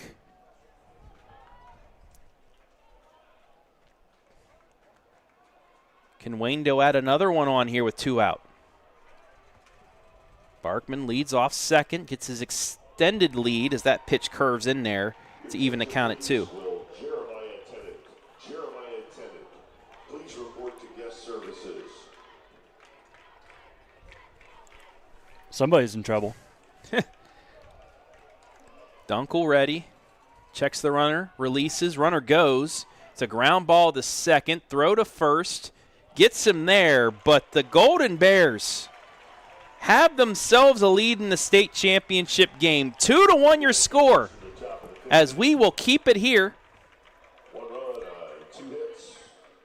And welcome you inside the 5th inning stretch. Brought to you by Apple Creek Banking Company. Travis Berardi, Jonathan Langdon, here at the artist formerly known as Canal Park. 717 Credit Union Park as we take a look at the line score. Columbus Academy, Jonathan, did what a team playing with house money should do. Leadoff hit, sack bunt to second, RBI single, just like that. It's 1-0. They had the same thing in the second. Leadoff single, sack bunt, but then a strikeout and a ground out from Braden Steiner kept that going. Dominic Dunkel doing a good job on the mound for the first 3 innings until the 4th when Jordan Miller leads off with a single. They play small ball. Barkman bunts him to second, and Reese Snyder knocks him in,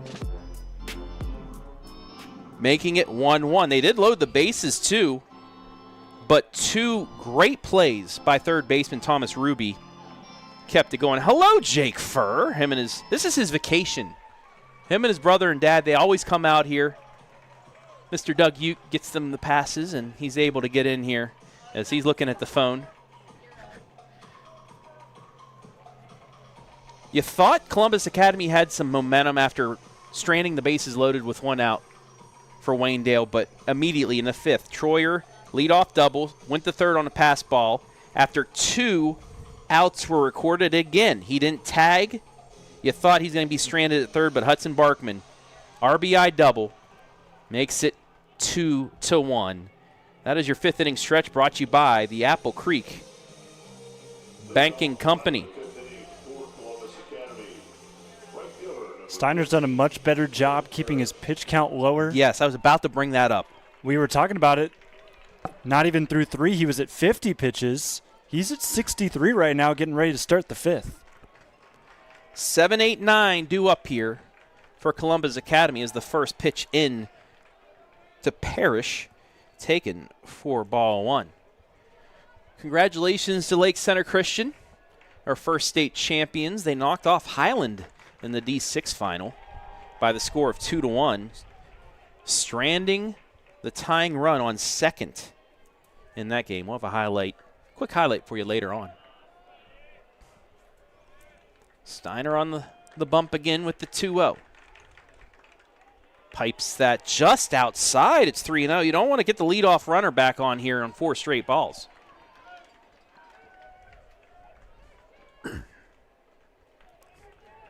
Waynedale taking the lead in the top of the inning. The 3-0. Low ball for a 4-pitch walk.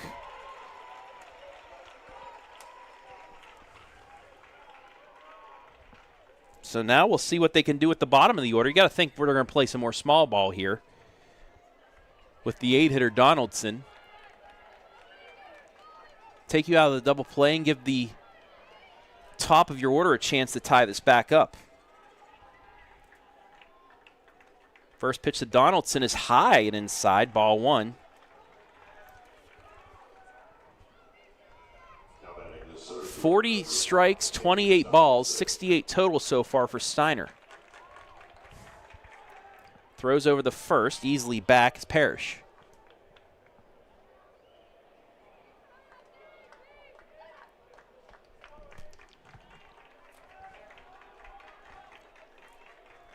Five straight balls thrown from Steiner to start this bottom of the 5th.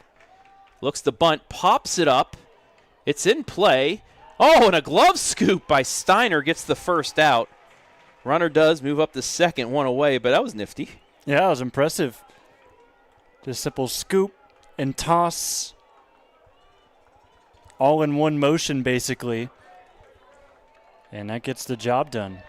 4th sacrifice bunt of the game, 3rd by Columbus Academy. That'll bring up Penny in the bottom of the order. He struck out looking to start inning number 3. 70th pitch coming up here for Steiner.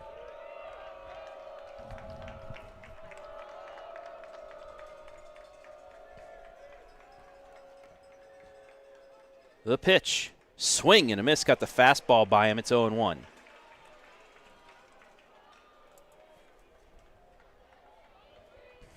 You take a look at the Columbus Academy fans, the student section. Steiner steps off the bag. I will say the attendance numbers are probably 4-1 in favor of Waynedale today, but the student sections are pretty even. Slide piece looked like that got in there. It's 0-2.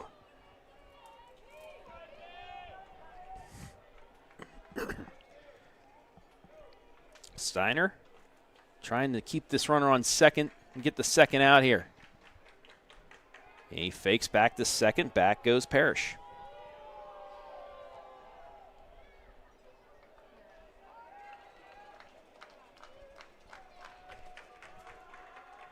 Braden ready. The 0-2. Ground ball. Diving stop. The throw to third. And it gets away. It'll be a fielder's choice. Runners on the corners. Almost a brilliant play by Jordan Miller, who dove to make it, but the throw a little bit off.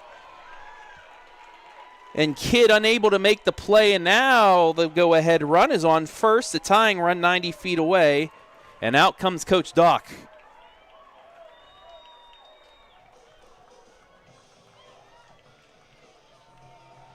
Not a hit, but a fielder's choice. And you see Coach Doc talking to his crew. We mentioned that Logan Troyer is available.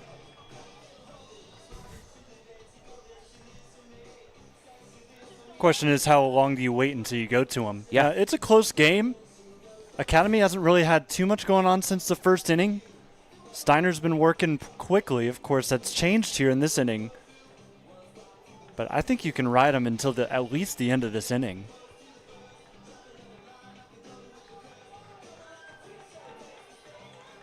And they will stick with him. But I think the big part of this meeting, top of the order up. Yep. See if they can get a ground ball here up the middle.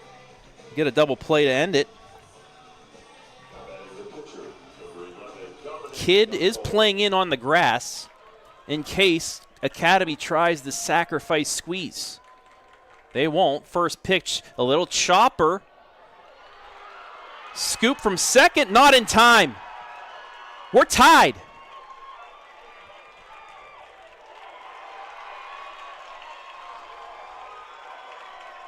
You see the play just got over Steiner's glove. The scoop to first was high. And it's an infield RBI single for Dunkel. And just like that, we're tied back up. Shortstop, number 2, Trey Ransom. Tough play there. And we're even. So bring up Ransom. Sacrifice and a strikeout for him. First pitch outside for ball 1.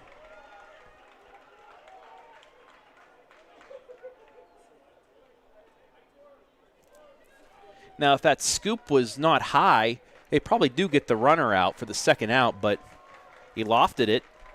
And it's the only play he could have made with the speed of Dunkel. Steiner looks back Penny.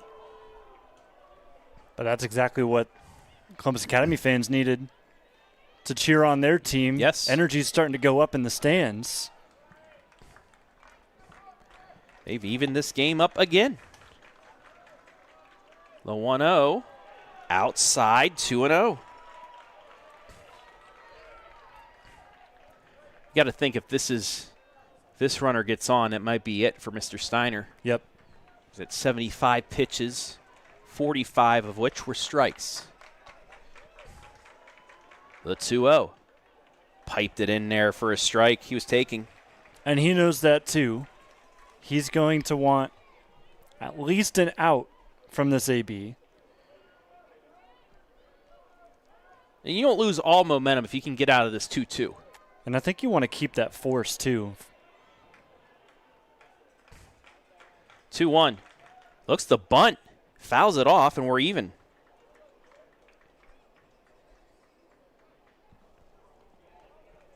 So he tried for his second sacrifice of the game, but it got blown past him. Just got a piece, and we're even at 2.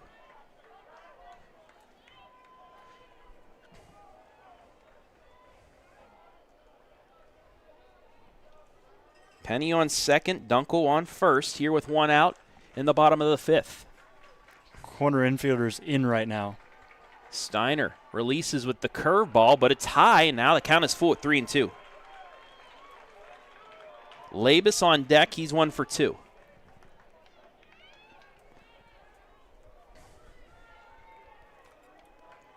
Steiner ready. And he is not. He'll step back off. Gust of wind, it's starting to get a little breezy here. So he'll adjust himself, take his hat off. Most of the team in blonde, like they always do for the tournament. Now he's ready. The payoff pitch. Ground ball to short. Flip to second for the force to throw, and they took him out.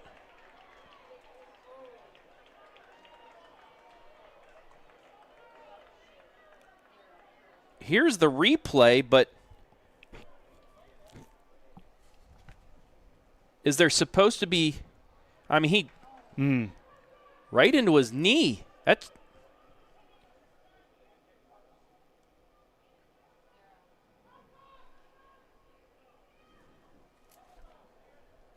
we'll take a break as they look, but we'll be back after this. 2 down in the bottom of the 5th, 2-2 score.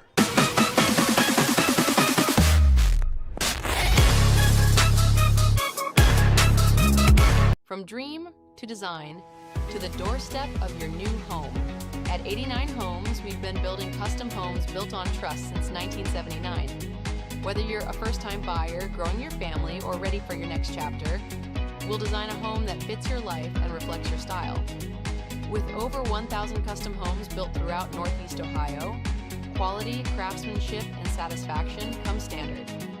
Visit our model homes in Jeromesville, Ohio, and start your free pre-build consultation today. 89homes.com. Build the home you've always imagined.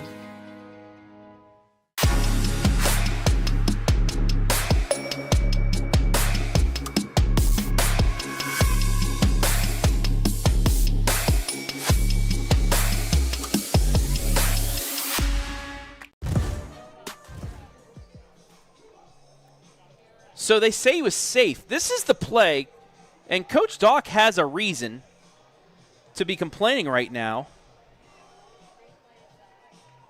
Here's the slide, and he goes right of the bag to take out the runner. That should be an automatic double play. It's not. Thankfully, McLaughlin is okay. But it's a force out. It's the second out. And the go-ahead run now 90 feet away. I don't understand why that is not. Yeah, really hard hit to take. Yeah, really hard hit to take there at second base. And yes, by rule, that probably should be an automatic out. Because he's not going straight into the bag. You see him going right here. He's on the right side of the bag. He's outside of the running area. But you shake it off. McLaughlin, he is okay, thankfully. And for Steiner, get this third out, keep it 2-2. Yeah, runners on the corners here as that runner from second advanced to third. This will bring up Labus. First pitch to him, swing and a miss, strike one. You don't want to get Braden mad, though.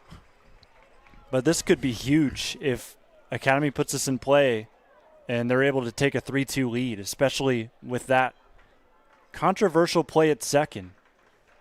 The 0-1. Fly ball, right field, diving and missing it is Miller. Around third and scoring is Penny. Around third and scoring is Ransom. It's 4-2. All the way into third with a triple is Labus.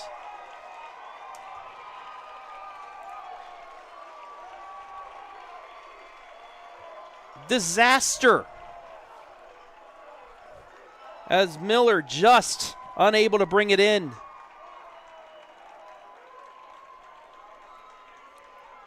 What a play for Academy, though. You shake all that off, of course, the delay with the injury, and you got to look at it from their lens. They're just playing ball, and they did it right there to get those 2 runs. And they will get the 2 runs, and that is it.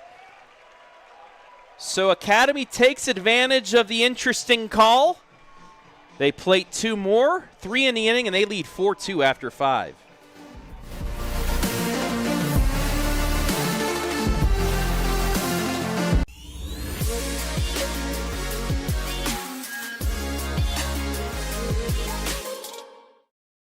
MVNU Online was really the perfect fit for me.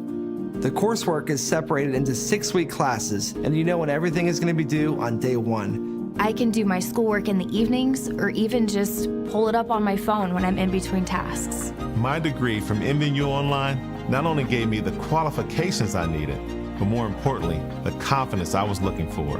My only regret is that I didn't look at MVNU Online sooner.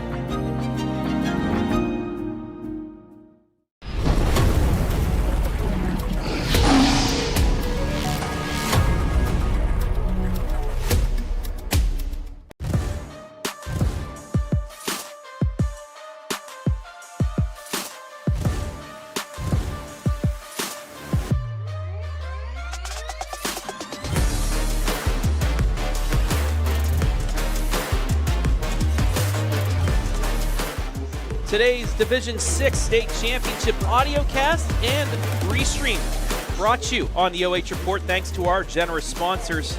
Apple Creek Banking Company, proudly serving this community for over 120 years as a true community bank. Their bankers are your neighbors, your friends, and your fellow community members. From home loans and businesses, financing to great CD rates, the Apple Creek Banking Company offers the products you need with the personal service you deserve. 89 Homes, building homes, earning trust since 1979. Wayne Insurance Group, protecting homes, farms, and businesses for over a century, delivering trusted insurance coverage of peace of mind across Ohio and Indiana. Hummel Group, insurance and wealth management solutions to help you identify and manage risk while planning for the future. Country Roofing and Exteriors. When your home needs a roof, siding, windows, a deck, or repairs after a storm, trust Country Roofing and Exteriors, your locally owned Northeast Ohio team that treats every home like it's their own and every customer like family.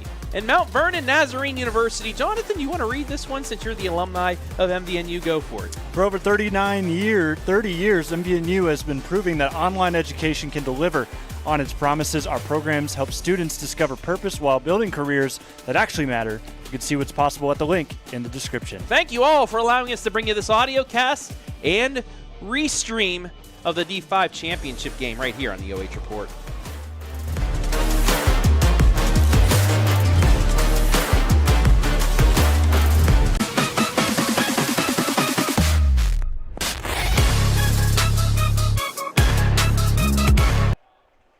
Top of the sixth, 4-2. Columbus Academy leads, and for the Golden Bears, it's the 7, 8, 9 hitters. But how can you react? How can you respond after something doesn't go your way in the last half of the inning? Just swing the bat, see what happens. Dunkel back out at 81 pitches, and again, it took him a little bit as this first pitch is grounded into left field. McLaughlin, who was the one that got slid into, takes his aggression out on that first pitch, and another leadoff base runner here for the Golden Bears. Yeah, great swing, taking it, pulling it down that left field line, and he doesn't seem too battered up. And we will have time called now, as I think we may get the pitching change. It took Dunkel, again, a while to get back out on the mound. He was on the base pass for a little bit. Well, I'll tell you why. He was waiting on his catcher. Labus, that's true. Labus was the one that came up with the 2 RBI triple. But you got to think maybe that can throw you off a little bit. You know, you're in a groove. And it looks like they'll keep him out there as Hank Miller will come up. Nearly made a diving catch to keep this game tied, but it just fell underneath his glove as Labus was able to get the 2 RBI triple. We'll see if he can get a little bit of I wouldn't even say redemption, but a big hit here with the bottom of the order.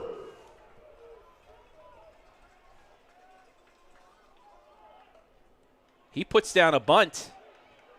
The throw to first, low, but it's caught. 1 away. And the runner moves up 90. And now Maddox Kidd will be up, who hasn't been out yet today. A single and a walk. Just doing what you have to do. Moving that runner up to second. Odds are pretty low that you get both of these runs here in this inning. You want to at least get one. That's kind of the mentality you're taking coming into this. Well, especially at the bottom of the order, you take the double play out. First pitch in the Kidd is a ball.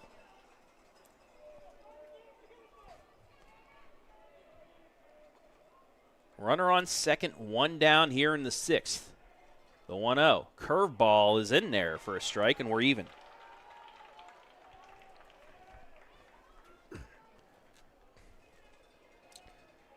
Ransom playing very close to second base. Big hole on the left side of the infield, and this is going to be grounded up the middle. Second baseman with the slide to throw to first. Got him. Runner moves up to third, but yeah, I think that's the right call. They barely get the out. We'll take a look at it in slow-mo, but what a play by Penny. Slowed down, and yeah, just gets him by half a step. That is a phenomenal play by the second baseman.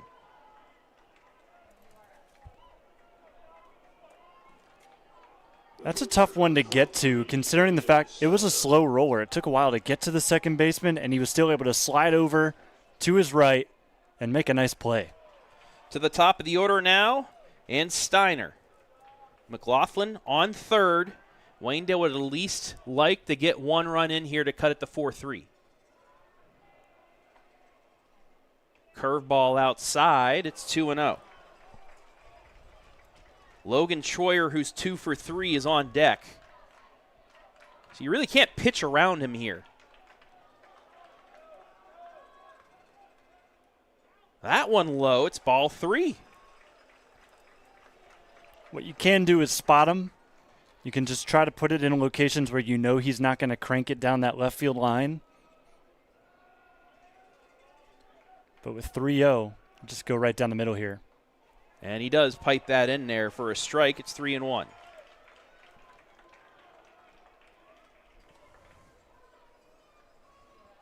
McLaughlin, first pitch swinging, singled, sacked over the second, and then the nice play at second for the second out. This is a drive to left, and it is going to get over the left fielder's head. 4-3. Around first to second is Steiner. Steiner in with a double. Back at you comes the Golden Bears.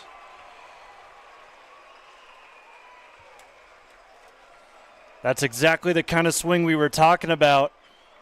And the Golden Bears are partying in the dugout because this is a big-time play to get them within 1 after a tough 5th inning. And that's going to bring up the hottest hitter of the game so far in Logan Troyer, who's 2 for 3 with a single and a double.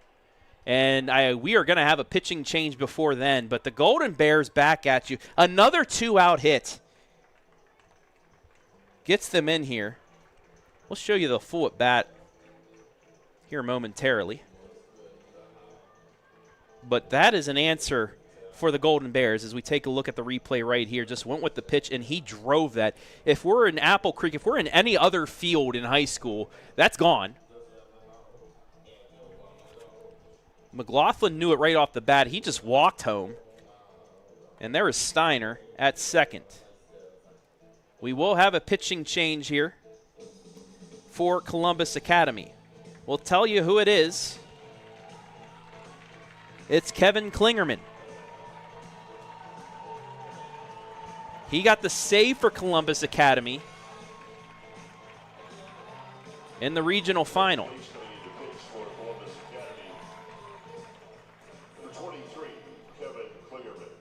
So Klingerman looking to clean this up with his team holding on to a 1-run lead and a runner at second base in his first pitch warming up. Doesn't even make it. We're going to take a break and talk to more about this pitcher right after this.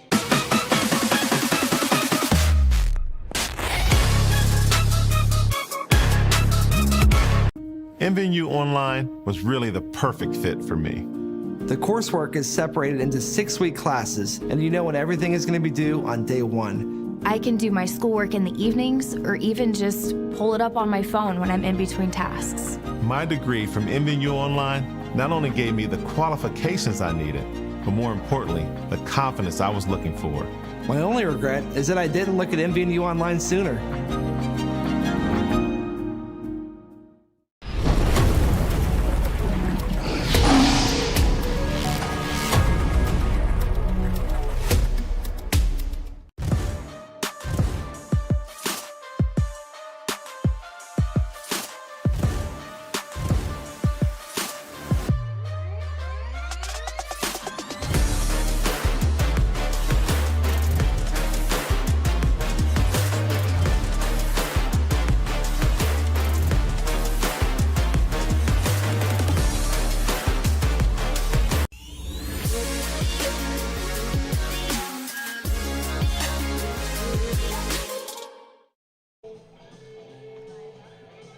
Waynedale with the tying run on second with 2 down in the 6th. Klingerman looking to get out of the mini jam here. Dunkel will move back to center field. And Logan Troyer will come to the plate. He's 2 for 3 of the day. A single, a double, and a run scored as Braden Steiner stands on second. Travis Berardi back here with Jonathan Langdon, and we've got ourselves quite the ball game here for the D5 title. You just knew it wasn't going to be easy for the Golden Bears despite their number 1 seed in this Division 5. First pitch, fastball just misses outside. It's 1-0.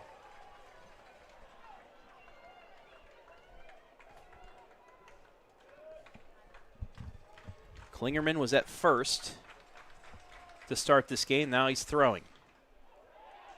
And pipes that fastball in there for a strike, and we're even at 1.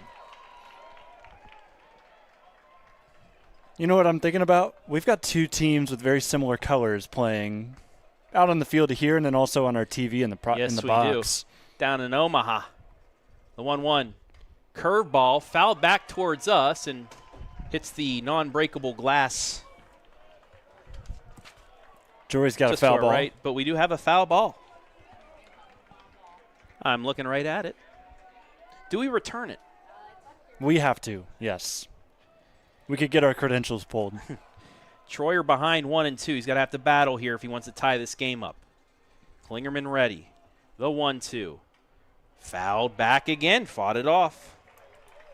I think Jory's a little jumpy now after that one.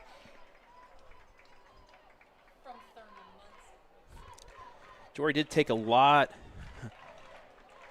of foul balls at Thurman Munson. They don't have the high nets like they do here. Klingerman ready again. Can he get out of the jam? Another 1-2 to Troyer. Ground ball, right side, base hit. Around third. Here comes Steiner. The throw to the plate is not in time. We're tied.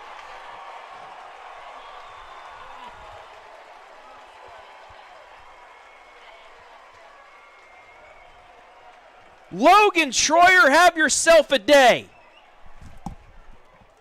As you see the slide at the end.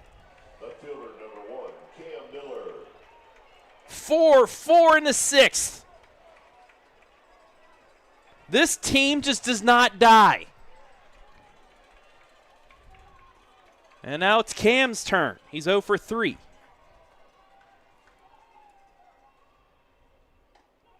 First pitch in there for a strike. Well, again, Waynedale strikes against a reliever that comes in early. Shades of cold water last season. The 0-1. Curveball in there for strike 2.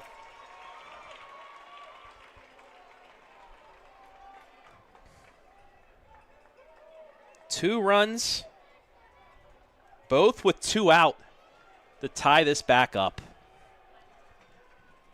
Klingerman ready. The 0-2. Curveball high. It's 1-2.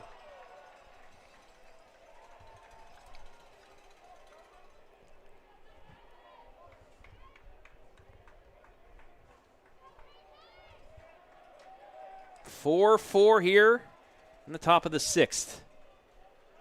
3 in the bottom of the 5th for Columbus Academy. 2 in the 6th to tie it back up for Waynedale. The 1-2 is fouled off.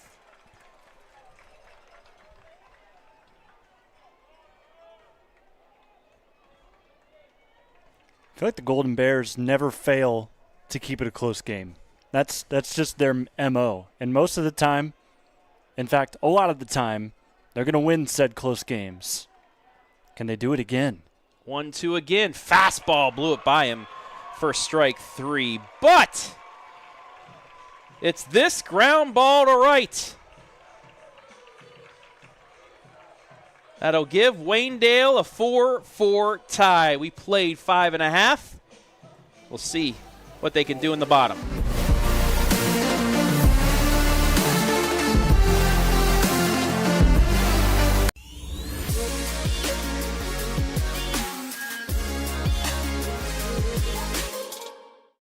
From dream to design to the doorstep of your new home.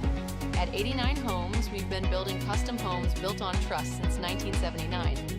Whether you're a first-time buyer, growing your family, or ready for your next chapter, we'll design a home that fits your life and reflects your style. With over 1,000 custom homes built throughout Northeast Ohio, quality, craftsmanship, and satisfaction come standard. Visit our model homes in Jeromesville, Ohio, and start your free pre-build consultation today. 89homes.com. Build the home you've always imagined.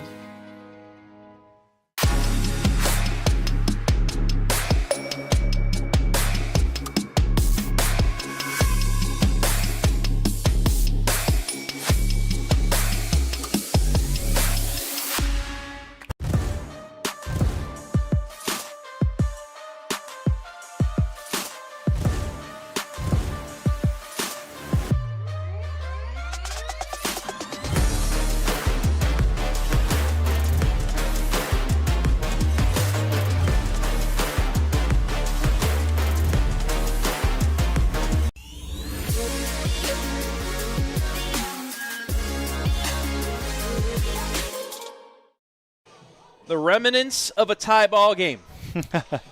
The skid marks of Braden Steiner as the two-out runs, RBI by Steiner and Troyer, have tied this D5 title game back up at 4.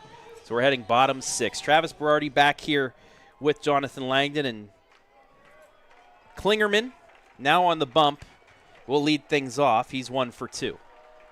Steiner back out there at 82 pitches. A first pitch curveball is outside for ball 1. I'm surprised to see Steiner still out here. And it's not a knock on him at all. I thought for sure they would go to Troyer in this instance to try and hold this tie. Fly ball. Deep center field, but tracking it down as Hank Miller went away. It just stayed up enough for him to track it down. Should take a look at the Hummel replay. Not normally do you see a right fielder able to cut that off, but he is playing further in towards center field. And that'll be 1 down now for Ruby. 0 for 1. He also has a sac bunt. First pitch fouled off. It's 0-1. And you got to think, too, Troyer, he's available, but you got to see how long you get Steiner in case this game stays tied. You have the advantage there as you have a starter pretty much starting a game. You know what I mean? Yeah. The 0-1. Curveball, line to right. It's a base hit down the line. Rounding first is Ruby. He's going to try for second, and he's going to be in with a 1-out double.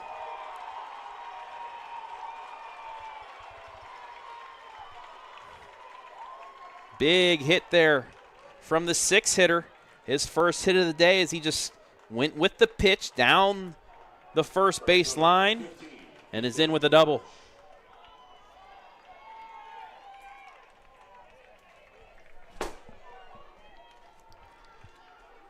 Parrish, he led off the 5th inning with a walk and scored the first of the 3 runs scored.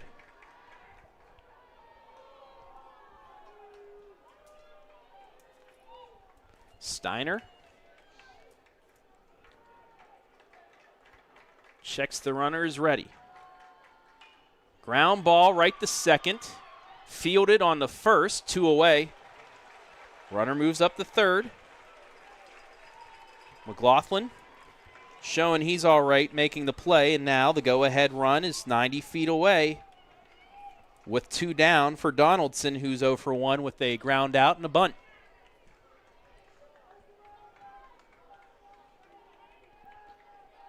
This is huge right here for Steiner. Unfortunately for you, that play went seamless prior. You've got a chance with 2 outs to strand a runner for Columbus Academy 90 feet away from taking a lead into the 7th. First pitch to Donaldson is in there for a strike. Ruby now on 3rd.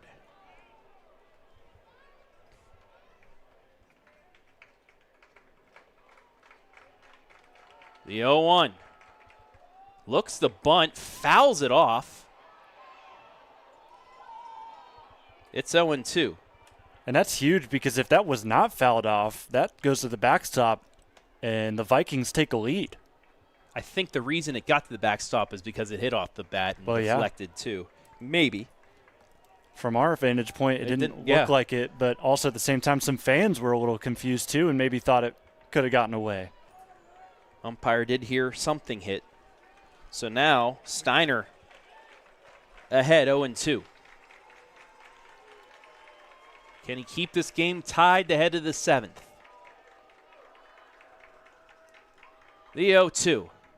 Swing and a miss, strike 3, he does. Steiner's pumped as the Golden Bears will take this to the 7th, tied at 4. We're heading to money time after the break.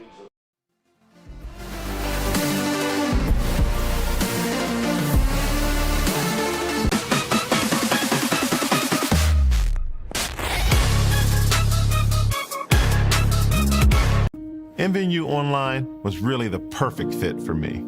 The coursework is separated into 6-week classes, and you know when everything is going to be due on day 1. I can do my schoolwork in the evenings or even just pull it up on my phone when I'm in between tasks. My degree from MVNU Online not only gave me the qualifications I needed, but more importantly, the confidence I was looking for. My only regret is that I didn't look at MVNU Online sooner.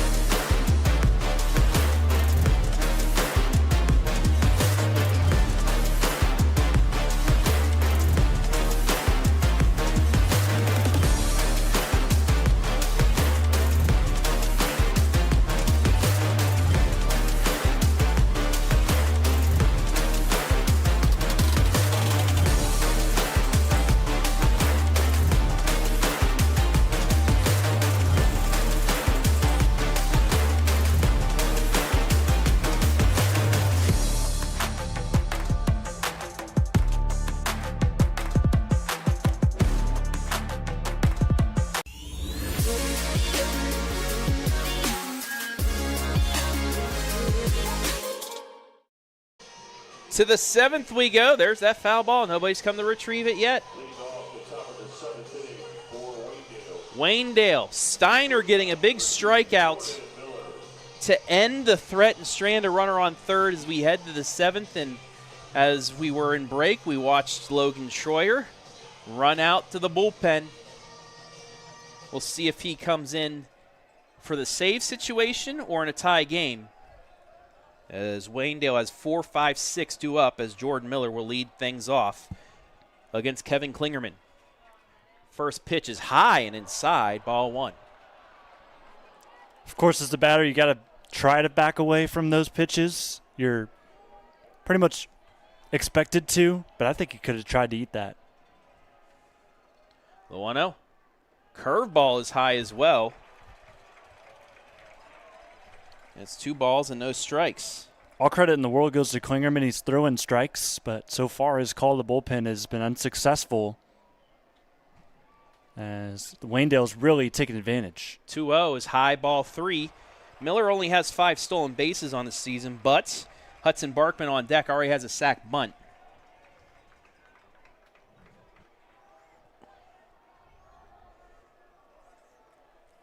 Got to think he's taking here. The 3-0. High ball 4. He did. And it's a 4-pitch walk, and the Golden Bears have the go-ahead run at first with nobody down, and Barkman up had a big RBI double in the 5th to tie this game. Well, that's uncharacteristic from the lead, I should Klingerman, because in that last inning, when he, after the end of it, he had 10 pitches, 2 balls, 8 strikes. That's 4 in a row. Give Waynedale an early base runner. Nobody out. Klingerman ready. Runner takes off. Throw down to second is not in time. What a jump by Jordan Miller. Don't need to bunt him now. Well, you still could bunt him to third, but they weren't paying attention to him. 6th stolen base as the pitch is in there for a strike. Just seems a bit too lackadaisical right now from the Vikings. Now Klingerman will step off. I mean, you're in the 7th inning of a state championship game. Everybody's got to be locked in here. Can Barkman come through again? He's going to look the bunt, pulls back. It's a ball.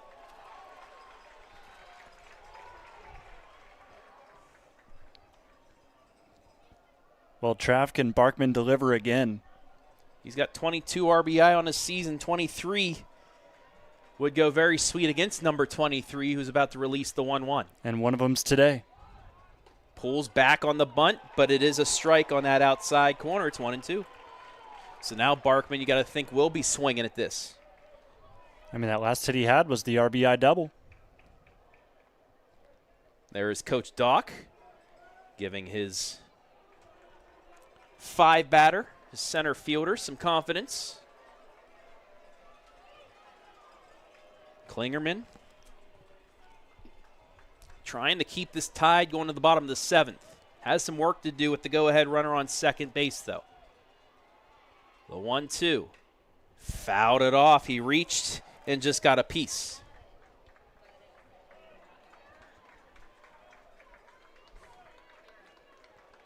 There's the guy they're trying to drive in. Anything to the outfield with the speed that Jordan possesses, you like the chances of him scoring to take the lead. Klingerman ready again. The 1-2. Bounces it. Great stop by Labus. That's unbelievable. What a play. I mean, that hopped basically, I'd say 8 or 9 feet in front of him. He just moved and let his body deflect that back forward. The 2-2. Curveball. Line drive, base hit to left. Around third is Jordan Miller. Barkman's done it again. 5-4. Hudson Barkman gives Waynedale the lead again in the 7th. Just a little flare shot over the shortstop.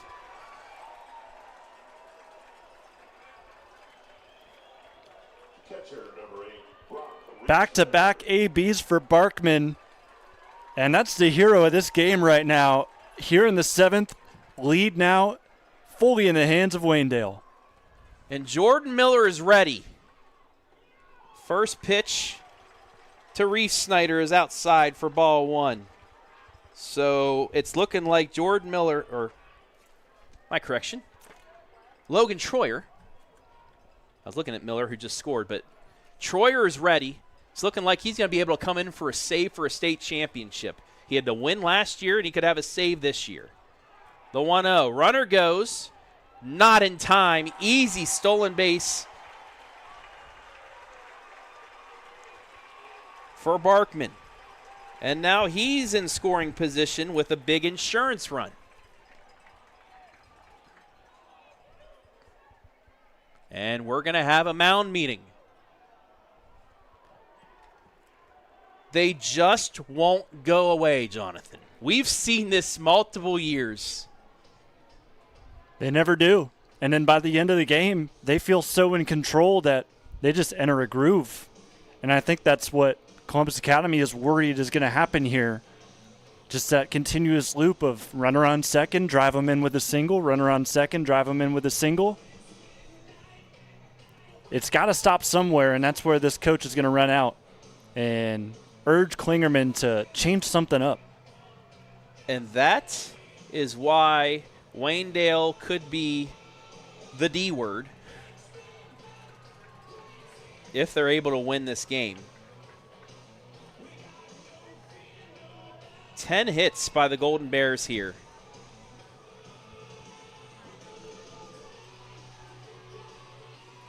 Five runs, 10 hits. 4 runs, 6 hits for Academy. Still nobody out. Barkman on second. The 2-0 bounces away, and Hudson will get down to third.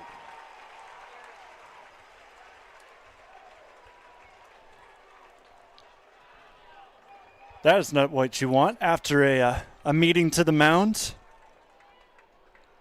Vikings in full panic mode, you could say. And, I mean, yeah, the wheels are coming unloose. The 3-0, low ball 4, first and third.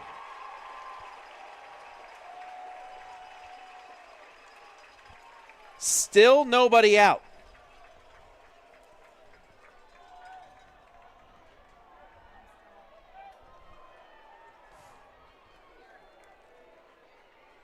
This is how Waynedale scored. They were down 1-0, but then 1 in the 4th, 1 in the 5th, 2 in the 6th, 1 in the 7th. They did give up 3 in the 5th, but they just keep battling. We talked about this in the pregame. Later the game goes, the more confidence they have, and they put runs up on the board.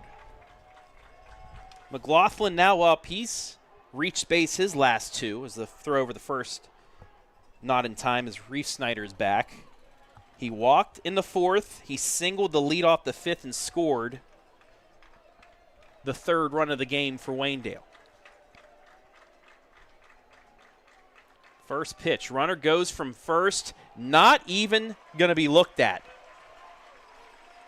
Pitches a ball, and it's the easiest stolen base you'll see in a state championship game as Reef Snyder trots on down there. In Major League Baseball, that is catcher's indifference, but that's not here in high school. We've seen a couple of those in this inning alone where it's just been way too easy for Waynedale to get across to second base. Now a base hit blows this game open. Nice get-back pitch, fastball down there for strike one. Miller led off with a walk, stole second. Barkman with the flare to left. RBI single, he stole second.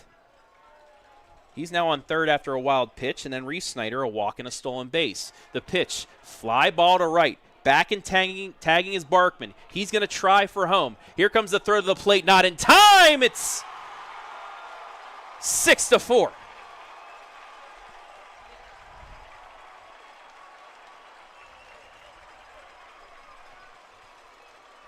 Great Reef hustle. Snyder also moves the third on the play. I mean, beautiful hustle going all the way down on that tag. And I mean, with nobody out before the catch, obviously, but why not? Why not test that arm and right? And that tacks onto the lead. Bunt attempts pulled back.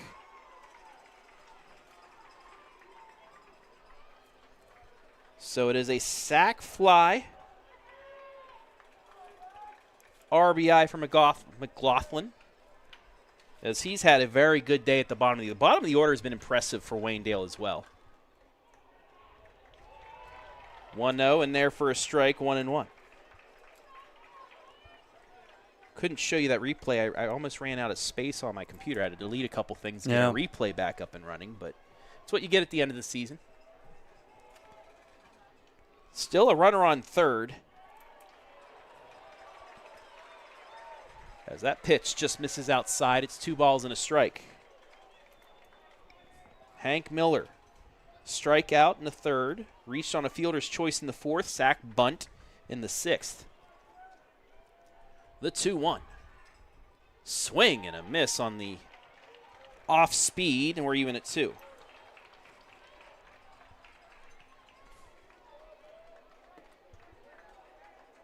And you've seen with this Waynedale team, they've been able to manufacture runs in multiple ways here today. Precisely. And let's see if they can do something else here. Got him looking on the curveball. 2 away. And that brings up Maddox Kidd, who's 1 for 2. A single and a walk. 6-4 Waynedale. They are the away team due to the bracket, even though they're the number 1 team in the state, so they will have to get 3 outs in the bottom to earn their second back-to-back state championships in the 2020s.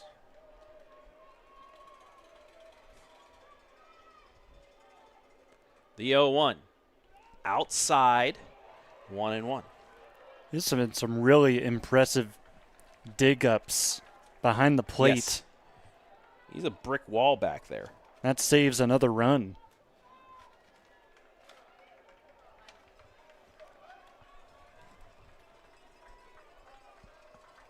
The 1-1. Upcoming here from Klingerman. The pitch. Curveball. Catches the corner. It's 1-2.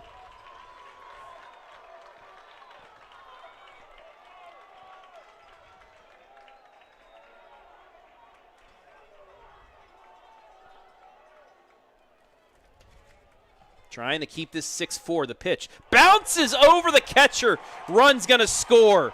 Another insurance run for the Golden Bears. I mean, the wall couldn't even stop that. It bounced so far, so close to the pitcher's mound that he was easily able to come in. And it's 7-4. I think that might have been the nail. Of course, still got to do your business in the bottom of the 7th, but 3 runs here in this inning. 2-2. Bounces again. It's 3-2. And the command has completely been lost. Remember, coming into this 7th inning, 10 pitches for Klingerman, 2 balls, 8 strikes. He's up to 18 balls, 19 strikes for a total of 37 now on the game. Unglued right now. Yeah. The 3-2. High ball 4. The inning will continue.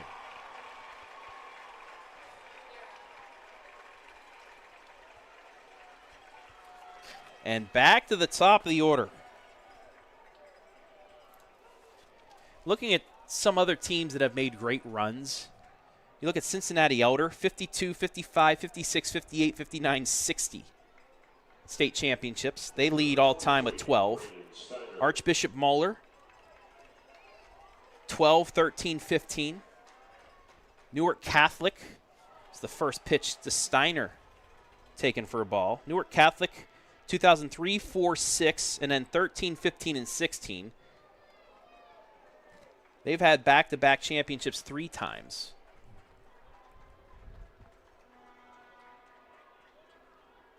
Berlin Highland, who were runners-up this year, 23, 24, 25. Defiance, 13, 15, and 16. And then you have Waynedale, 22, 23, 25, and maybe 26 if they get 3 outs. Runner's going to go and easily steal a base again.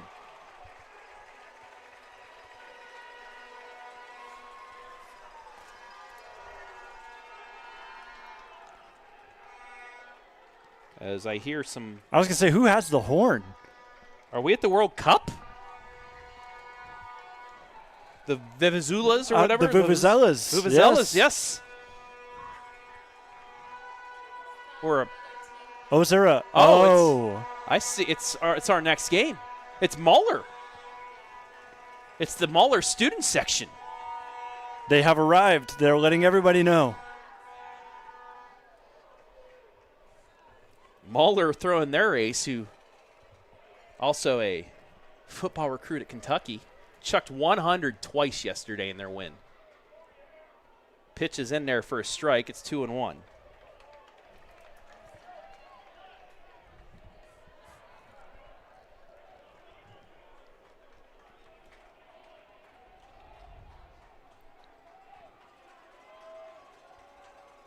Klingerman trying to keep this 7-4. 3-1. Fly ball, right field, gets out of play, and we're full at 3-2.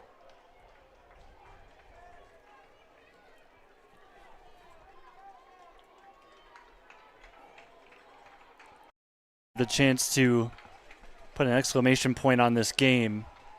One swing of the bat. He's the most likely source to do it.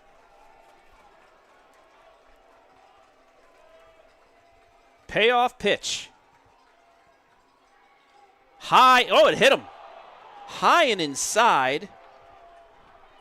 And it's first and second now with 2 down.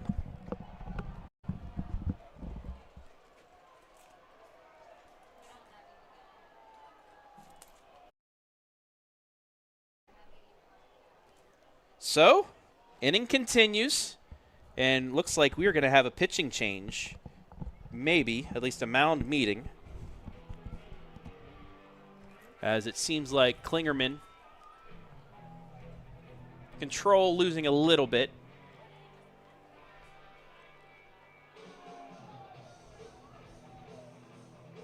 And it looks like they'll have a pitching change too. Yep, looks like Donahue will take over. We're going to take a break.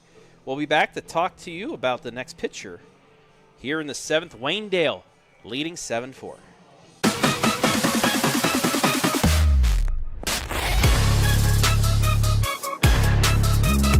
From dream to design to the doorstep of your new home. At 89 Homes, we've been building custom homes built on trust since 1979. Whether you're a first-time buyer, growing your family, or ready for your next chapter, We'll design a home that fits your life and reflects your style. With over 1,000 custom homes built throughout Northeast Ohio, quality, craftsmanship, and satisfaction come standard. Visit our model homes in Jeromesville, Ohio, and start your free pre-build consultation today. 89homes.com. Build the home you've always imagined.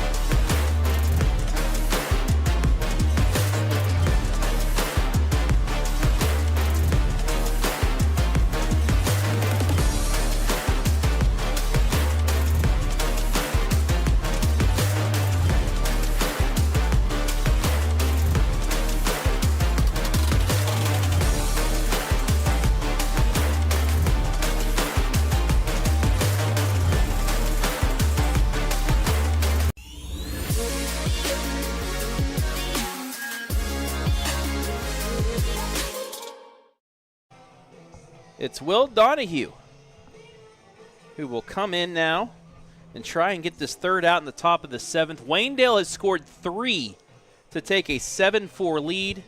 They've scored 5 runs in the 6th and 7th innings. Once again, they just wear you down, Jonathan, and then, like a bear does, pounce at the right time. Absolutely, and this has been a joy to watch as we are potentially going to see Waynedale go back-to-back again for the second time. Of course, still business to be taken care of, and heck, even more insurance to rack on here in the top of the 7th with 2 out, 2 on. And Troyer up the bat here. Had the big tying RBI 1 inning ago. It was Columbus Academy that nearly went back-to-back in the 80s. In Division III, they were D3 runners-up in 81 and D3 champs in 82. But they'll need a monumental comeback in the bottom against this guy that is at the plate. I mean, he warmed up top half of the 7th. It's been so long, he might have to go back. If he gets a pinch runner here, if he's able to reach. What a man to have, though.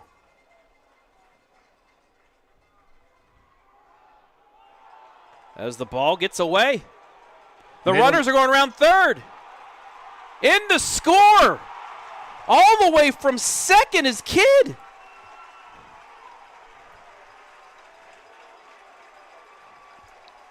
Unbelievable. Catcher behind the plate had no idea where the ball was. It ended up ricocheting to his left in front of Columbus Academy's dugout. The whole dugout was yelling where it was. Obviously, in that moment, that's the worst thing you could do. You're just confusing them even more. And that allows Kidd to round all the way from second to score. Wow. And there's your insurance. Jason Kipnis-like. Kenny Lofton-like. So now a 9th run is 90 feet away for Troyer.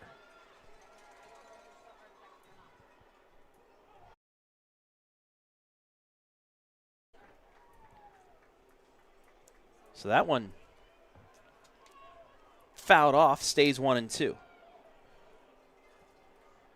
Single in the 1st, fly out in the 3rd, double and a run in the 5th, RBI single in the 6th.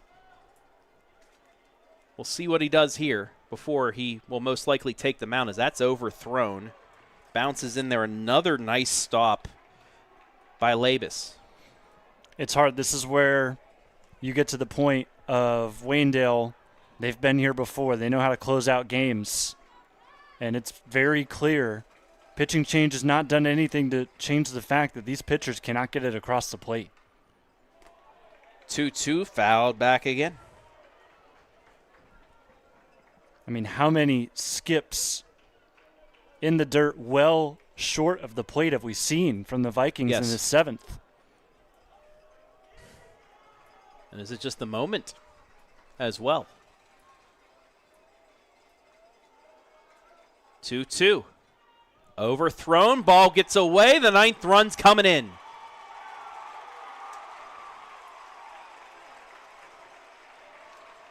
Count is full at 3-2. And another run scores, and it is a 5-run lead for the number 1 team in the state. Just a deflating last 2 innings here for Columbus Academy, who were 6 outs away from one of the bigger upsets in Ohio State baseball history, at least in my recent memory. And this one fouled off, but you can feel it in the crowd, too. It has taken the air out of that third base side. 9-4 on the 89 Homes. And Wayne Insurance Group Reap scoreboard is driven back up the middle. Troyer gets another hit.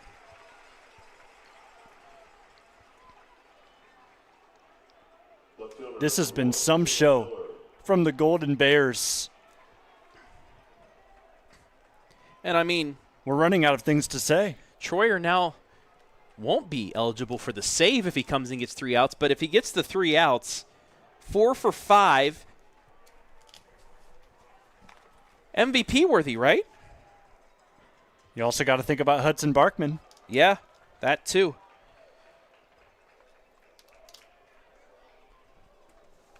First pitch to Cam Miller, swung on and missed.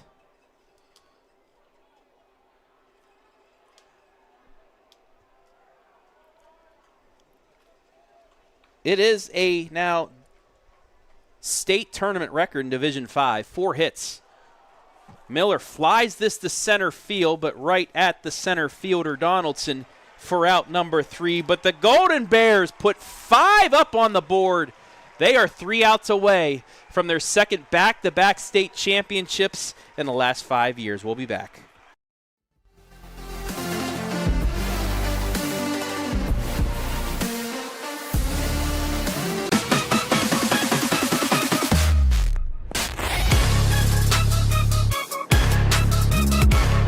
MVNU Online was really the perfect fit for me. The coursework is separated into 6-week classes, and you know when everything is going to be due on day 1. I can do my schoolwork in the evenings or even just pull it up on my phone when I'm in between tasks. My degree from MVNU Online not only gave me the qualifications I needed, but more importantly, the confidence I was looking for. My only regret is that I didn't look at MVNU Online sooner.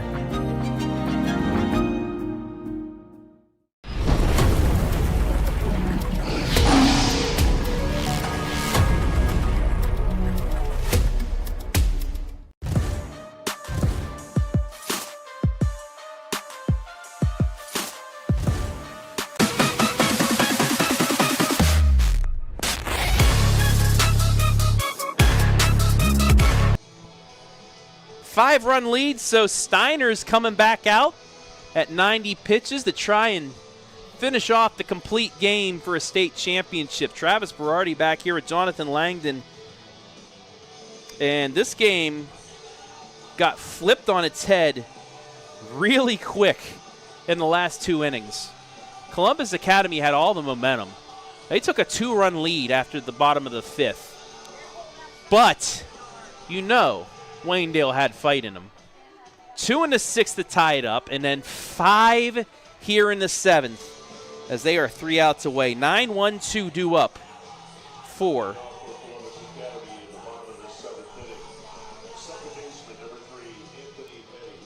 so it'll be Penny, Dunkel, Ransom. Due up here against Braden Steiner. Now Miller, I keep saying Miller, Troyer did warm up at the beginning of the top of the 7th, so if he gets in any trouble, he'll be ready, but 5 runs, it's a lot when you're facing Waynedale. First pitch, fouled off, 0-1.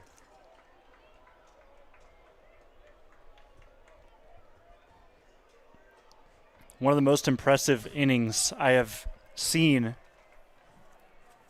for Waynedale in that top half. 5 in a state title game.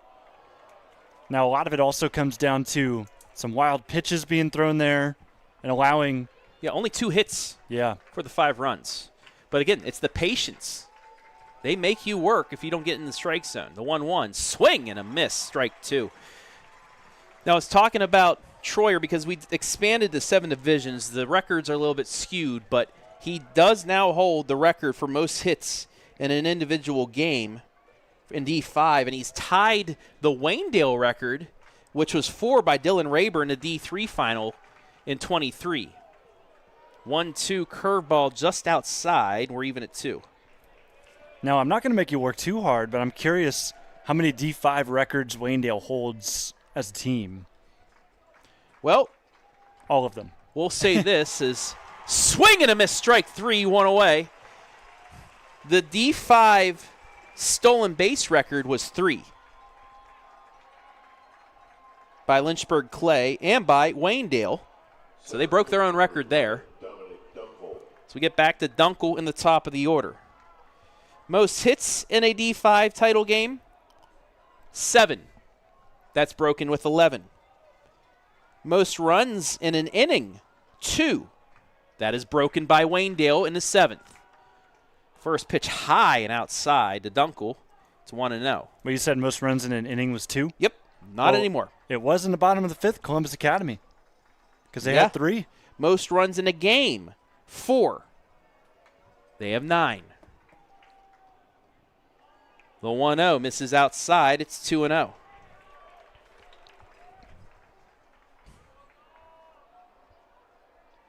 Most home runs, none. That's going to stay. So the Vikings held that record for a solid inning and a half. 2-0. High ball 3.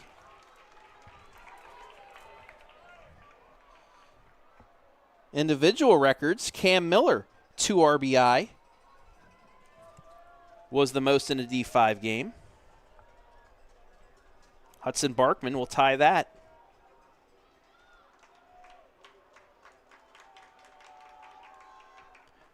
.30 is in there for a strike. 3-1. Most strikeouts by a pitcher is going to stay Shane Koblenz. 8 against Coldwater that game. You remember that well. That won't be broken for a while. The 3-1 misses, and it is a 1-out walk.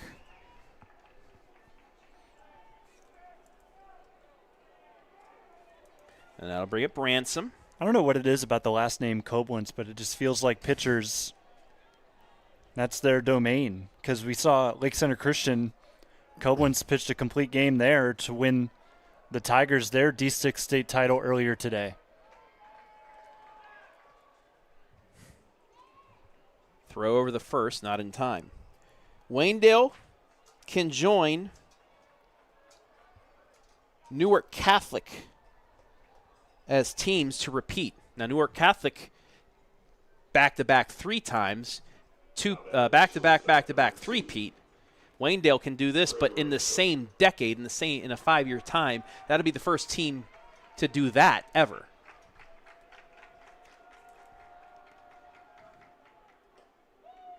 First pitch to Ransom just misses, 1-0.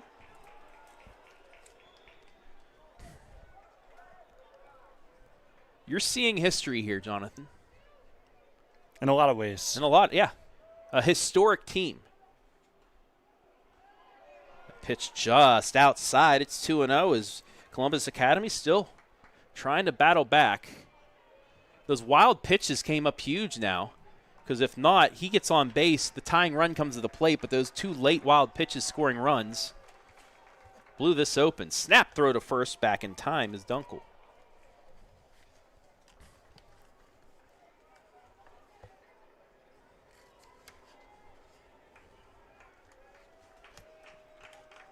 Steiner ready. The 2-0. Inside corner in for a strike. It's 2-1.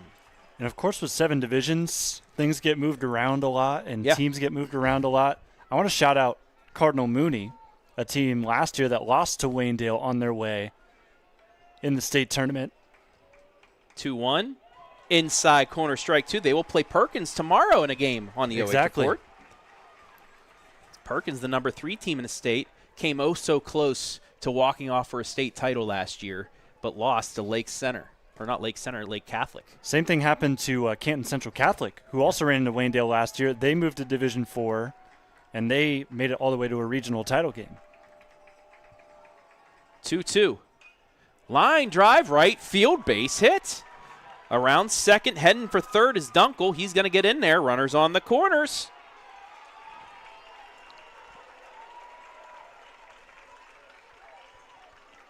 Steiner's going to have to try to weather this storm. If you give up one, it's not the end of the world. Oh, no, you're up 5, yes. But you don't want to get more momentum to Columbus Academy. And, and Coach Doc, he wants him to finish this game. Yep. He's earned the right to finish the game, but he does have his ace, just in case, in the hole, and Logan Troyer. Now, if Troyer does come in, now it is a save situation. And I think it's also a part of the testament to this team if Steiner does complete this game, because now I don't know how much involvement Troyer had yesterday, but couldn't have been much if he's still able to throw. Yeah. But the fact that they can go an entire state tournament without throwing their ace for multiple hitters, it just speaks to the dominance that they hold coming into this game. And I don't believe he was used at all.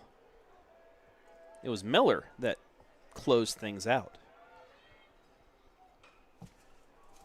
First pitch to Labus is fouled off to the right side, 0-1.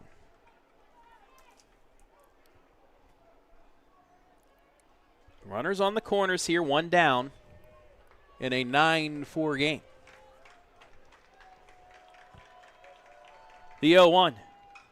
Fly ball, left field, but right under it is Miller. Makes the catch. Runner will tag.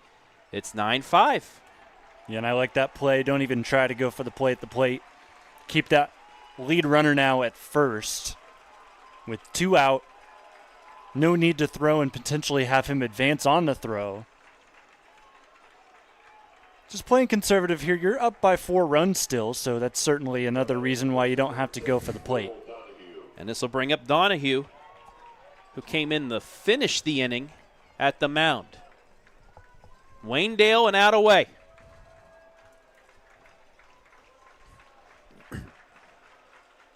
First pitch, outside corner, strike 1.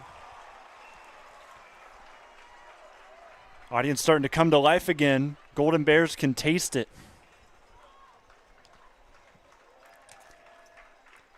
The 0-1. Swing and a miss, strike 2. They're a strike away.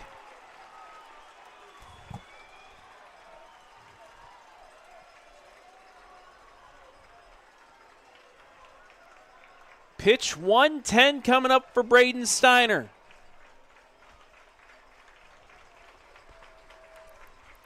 Gets his sign, time called.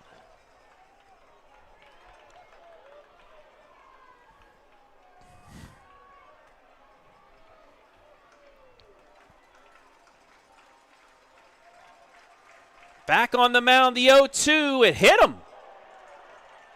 Got a little too amped up.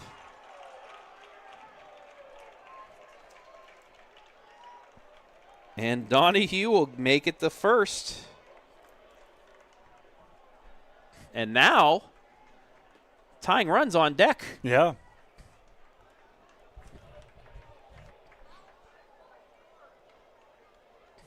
And it's Thomas Ruby. And Ruby's had a pretty solid game. He's not going to be up to the plate. He's the one on deck. But Klingerman, yeah, Ruby. Klingerman has a single, 2 flyouts to right. Ruby is on deck, a sacrifice bunt, a ground out, and then that double in the 6th. Running at first base for Donahue, number 21, Tyler Akpofiore. Tyler Akpofiore will pinch run at first for Donahue. Steiner ready. First pitch, just outside, ball 1. Akpofiore is going to be that trailing runner So anything in the gaps, you're looking at Academy scoring 2.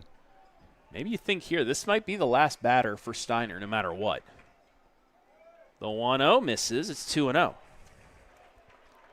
Columbus Academy showing fight again. And a reason why you could say that is because that would work Troyer right back into a save situation. Yes. The 2-0. Popped foul over our heads, 2-1.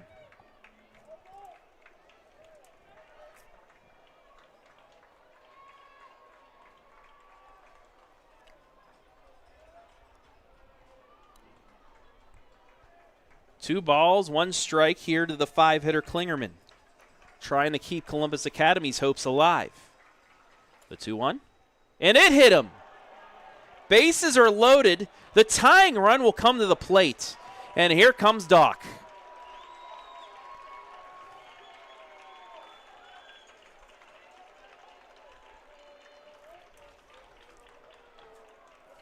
Logan Troyer will get a chance at the save here. As Steiner, 114 pitches. The last few kind of got away from him. Sometimes you get a little, you want to get that strikeout to win a state championship game. You get a little amped up. I mean, he threw at 86 miles an hour. He'd sling that thing. That's going to leave a mark. And Doc's going to leave him in. Okay. I mean, if you throw 86 on your last pitch, on your 114th pitch, that's going to tell Coach you've still got something left in the tank. Now it's just all about control. Thomas Ruby. And you also got to think he had some convincing words as they met on the mound for him to stay in this game. First pitch to Ruby, fouled off, 0-1. Ruby is the tying run. 9-5 the score. Now you think all those 5 runs, they needed all of them in the top of the 7th to take the lead.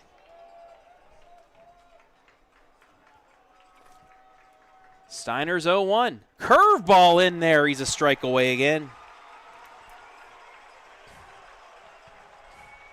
He's been able to work to 2 strikes easily the last few batters. 116 pitches, 72 strikes. He gets 73 here. Swinging or looking. Waynedale's got its 4th title in 5 years. The 0-2. High ball 1.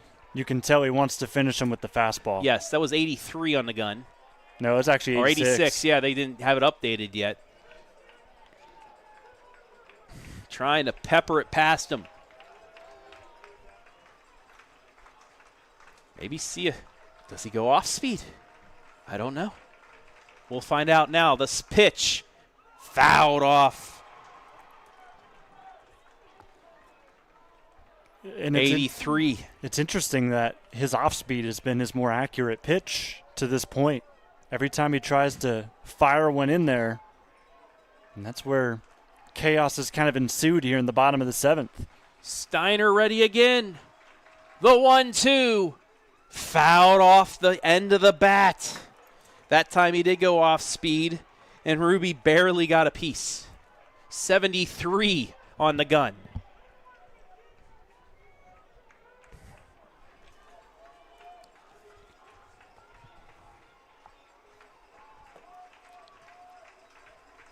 Bases loaded, 2 down. Steiner ready with another 1-2. Curveball high, we're even. Yep, curveball that time just didn't curve enough. Try to put it on the higher part of the zone. That's hard to do. Now Steiner has 5 pitches remaining. So either this at bat or the next one will be his last no matter what. The 1-2 fouled off. 3rd 2-strike foul ball by Ruby. If he does not get the hitter here, he can start before 125.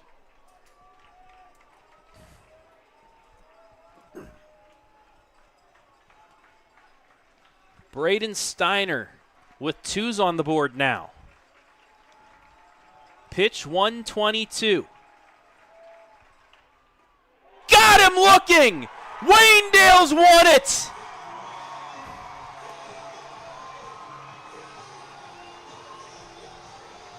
Froze him!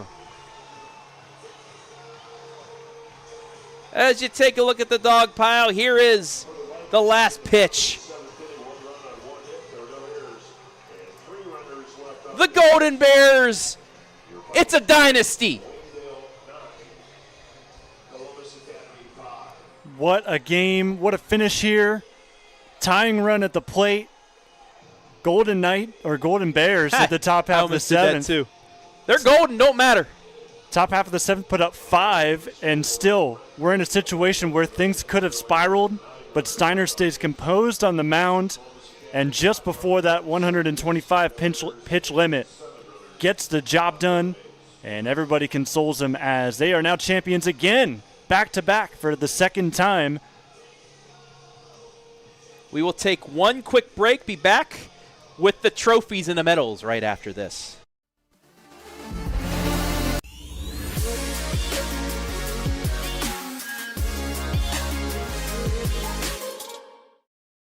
MVNU Online was really the perfect fit for me. The coursework is separated into 6-week classes, and you know when everything is going to be due on day 1. I can do my schoolwork in the evenings or even just pull it up on my phone when I'm in between tasks. My degree from MVNU Online not only gave me the qualifications I needed, but more importantly, the confidence I was looking for. My only regret is that I didn't look at MVNU Online sooner.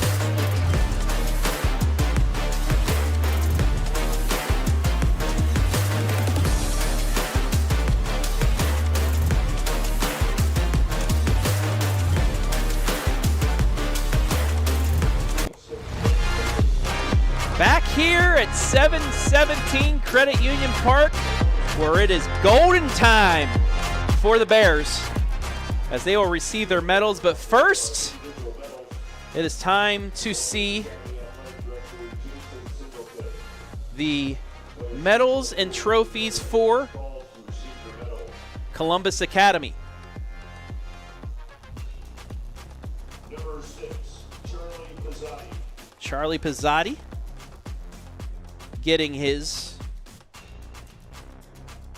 medal. Nolan Chambers, backup catcher. This Columbus Academy squad started the tournament 10-16. Won 7 straight before falling finally in the championship game to Waynedale, but putting up an effort. They had the lead through 5 innings. But Waynedale just once again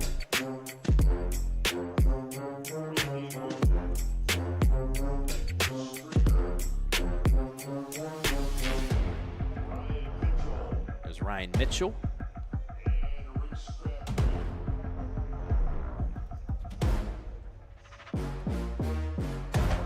And there are the medals and the teams.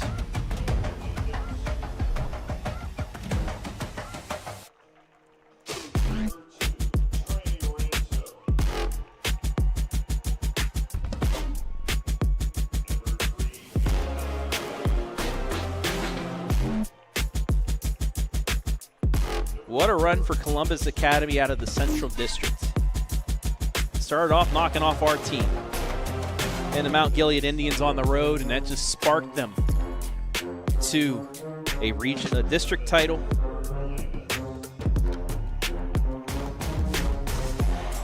Then a regional title, and then a win over Liberty Benton to get here. Here's Donahue getting his medal. Dunkel had a very good start for Columbus Academy. There's Ethan Parrish. Number 23, Kevin Klingerman. Klingerman. And now the athletic trainers and whatnot. Assistant coach. Let's send it down to the field for the announcements of the trophies. Coach Rob Gravatt. Assistant coach Nick Baxter. And the head coach of the Vikings, Todd Dunkel.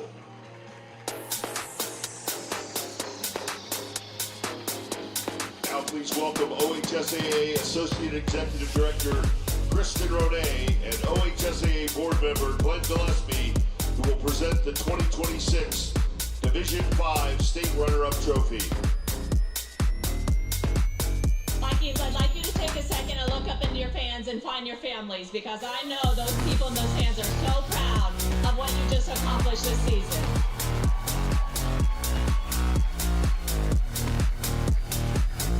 I'd like to take a moment and take a second to acknowledge the unique journey that brought you here today. You started the season with 5 consecutive losses, but you trusted the process, trusted your coaches, and played an incredibly tough regular season schedule to make sure you were playing your best when it mattered most. And that's exactly what happened. You had an incredible postseason run, leading to your school's 4th appearance in a state championship game. And along the way, you captured your first regional title in 23 years. That is an amazing accomplishment to be proud of.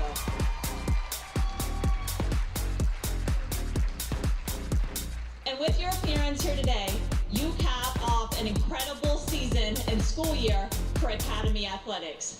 A state championship for your girls golf team, a state runner-up for your girls soccer and your boys basketball team, and today this baseball team leads their chapter in the legacy that is Viking Athletics. That is an incredible accomplishment.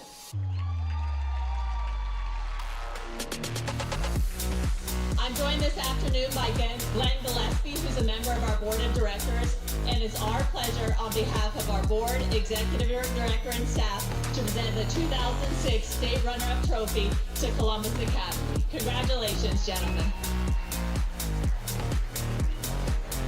Cinderella run that ends 2026 Division 5 State Runners-Up, the Vikings. with a trophy and silver medals.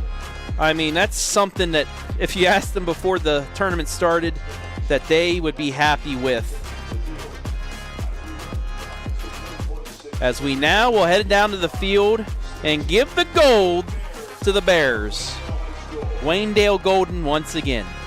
The medals will be presented by Waynedale School Administrator Principal Rich Roth. Players, please come forward as your name and number is called. Number 3, Cameron Mast. Number 5, Camden Alberson. Number 9, Alex Brumfield. Number 10, Sam Higgins. Number 15, Cornell Troyer. Number 32, Camden Levin. Number 33, Kendall Schwartzentruber. Bryson Miller. Reed McKelvey. Kane Martin. Landon Steiner. Cooper Miller. Rafi Choi.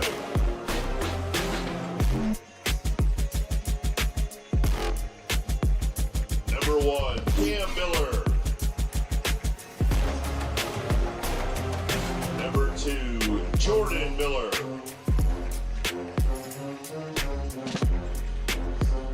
Number 4,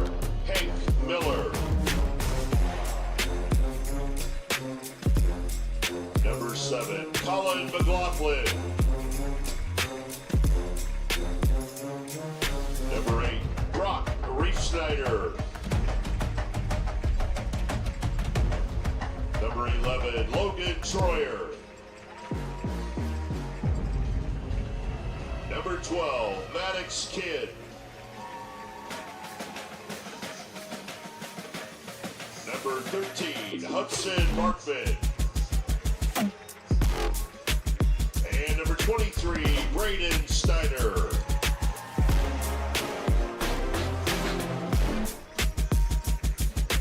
Brock Badger.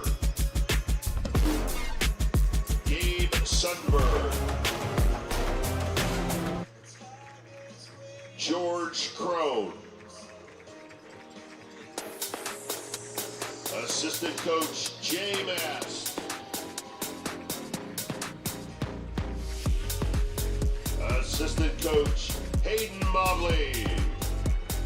And the head coach of the Golden Bears, Lucas Doherty.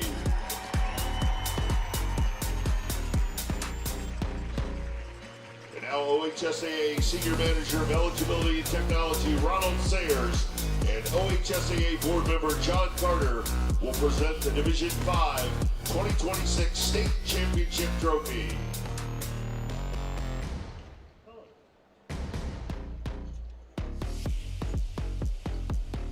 Coach Doherty, 6 years ago when you took over, you set a standard for what it meant to play Waynedale baseball.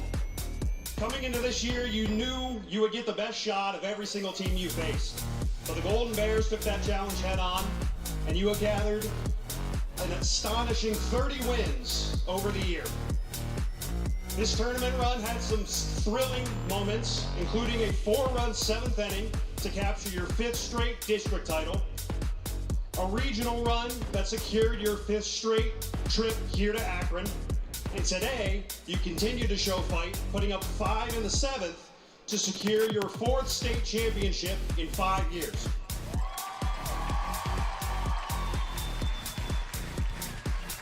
I'm joined today by John Carter, member of our board of directors. It is our honor, on behalf of our staff, our 815 member schools, and our board of directors, to present to you the 2026 Division 5 State Championship Trophy.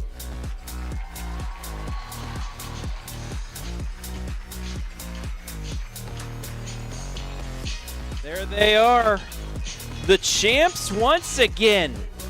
Back-to-back for the second time in 5 years. The dynasty that is the Waynedale Golden Bears. A team record 31 wins. It was actually 31, not 30. They added another game. But they are the champs yet again, as the dynasty is here in Apple Creek, and it's looking like it's here to stay. We've just begun the post-game, folks. We'll take a break. When we come back, the Apple Creek Bank & Company post-game show to wrap things up right after this.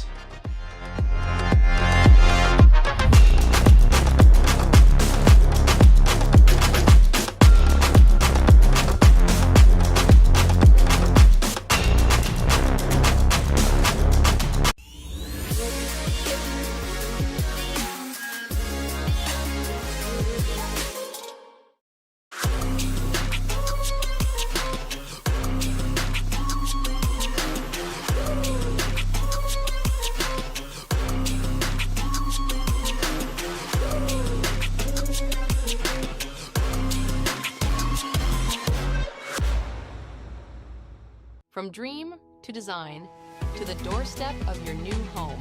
At 89 Homes, we've been building custom homes built on trust since 1979.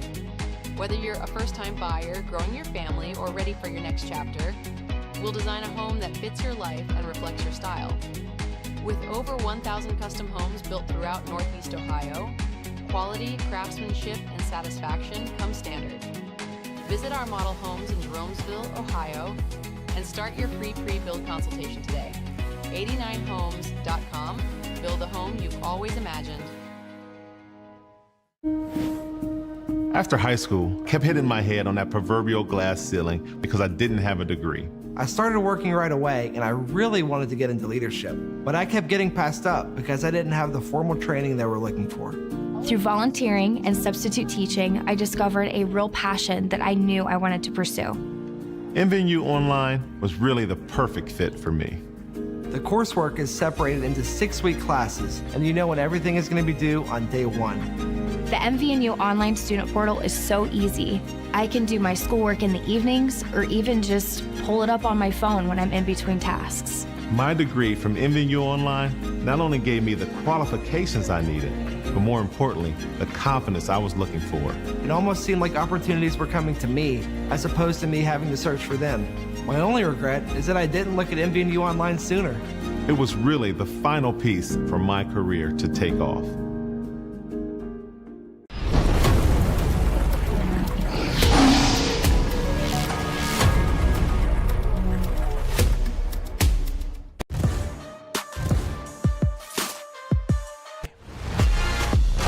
Here to wrap things up in the Apple Creek Banking Company post-game show.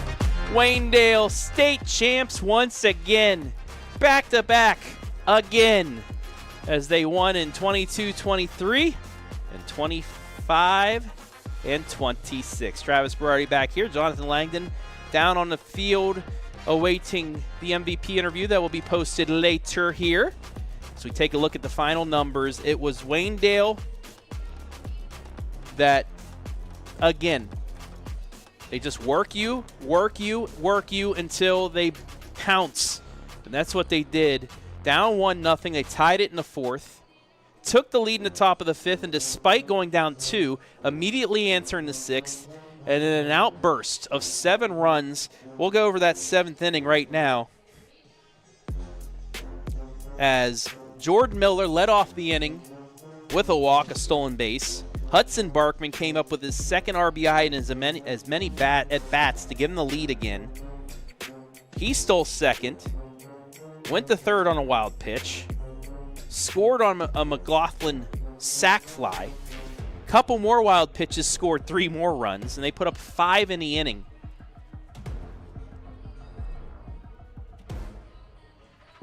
To take a 9-4 lead, Columbus Academy, give them credit. They loaded the bases with 2 out, got a sacrifice fly as well, but a gutsy performance by Braden Steiner. Went the distance. Didn't even need to bring in Logan Troyer, but he was ready if they needed to. And he gets the victory. You see down there our MVP interview being conducted as Hudson Barkman.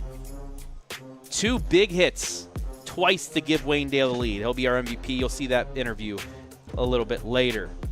Next up for both teams, the offseason, but for the Golden Bears, it's back-to-back D5 state champs, a school record 31 victories as well. For the Vikings, 17-17, but that's good enough to be state runners-up in Division 5.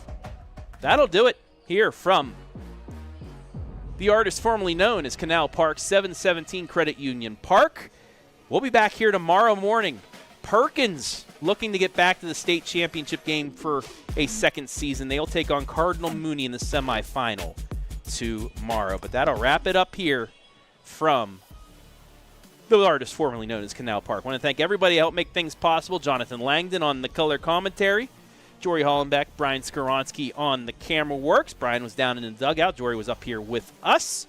And all of our sponsors, 89 Homes, a Building Improvements, a scoreboard sponsor. Wayne Insurance Group, a scoreboard sponsor. Country Roofing and Exteriors, our MVP sponsor. You'll see that in a little bit. Apple Creek Banking Company pregame 5th inning stretch post-game show.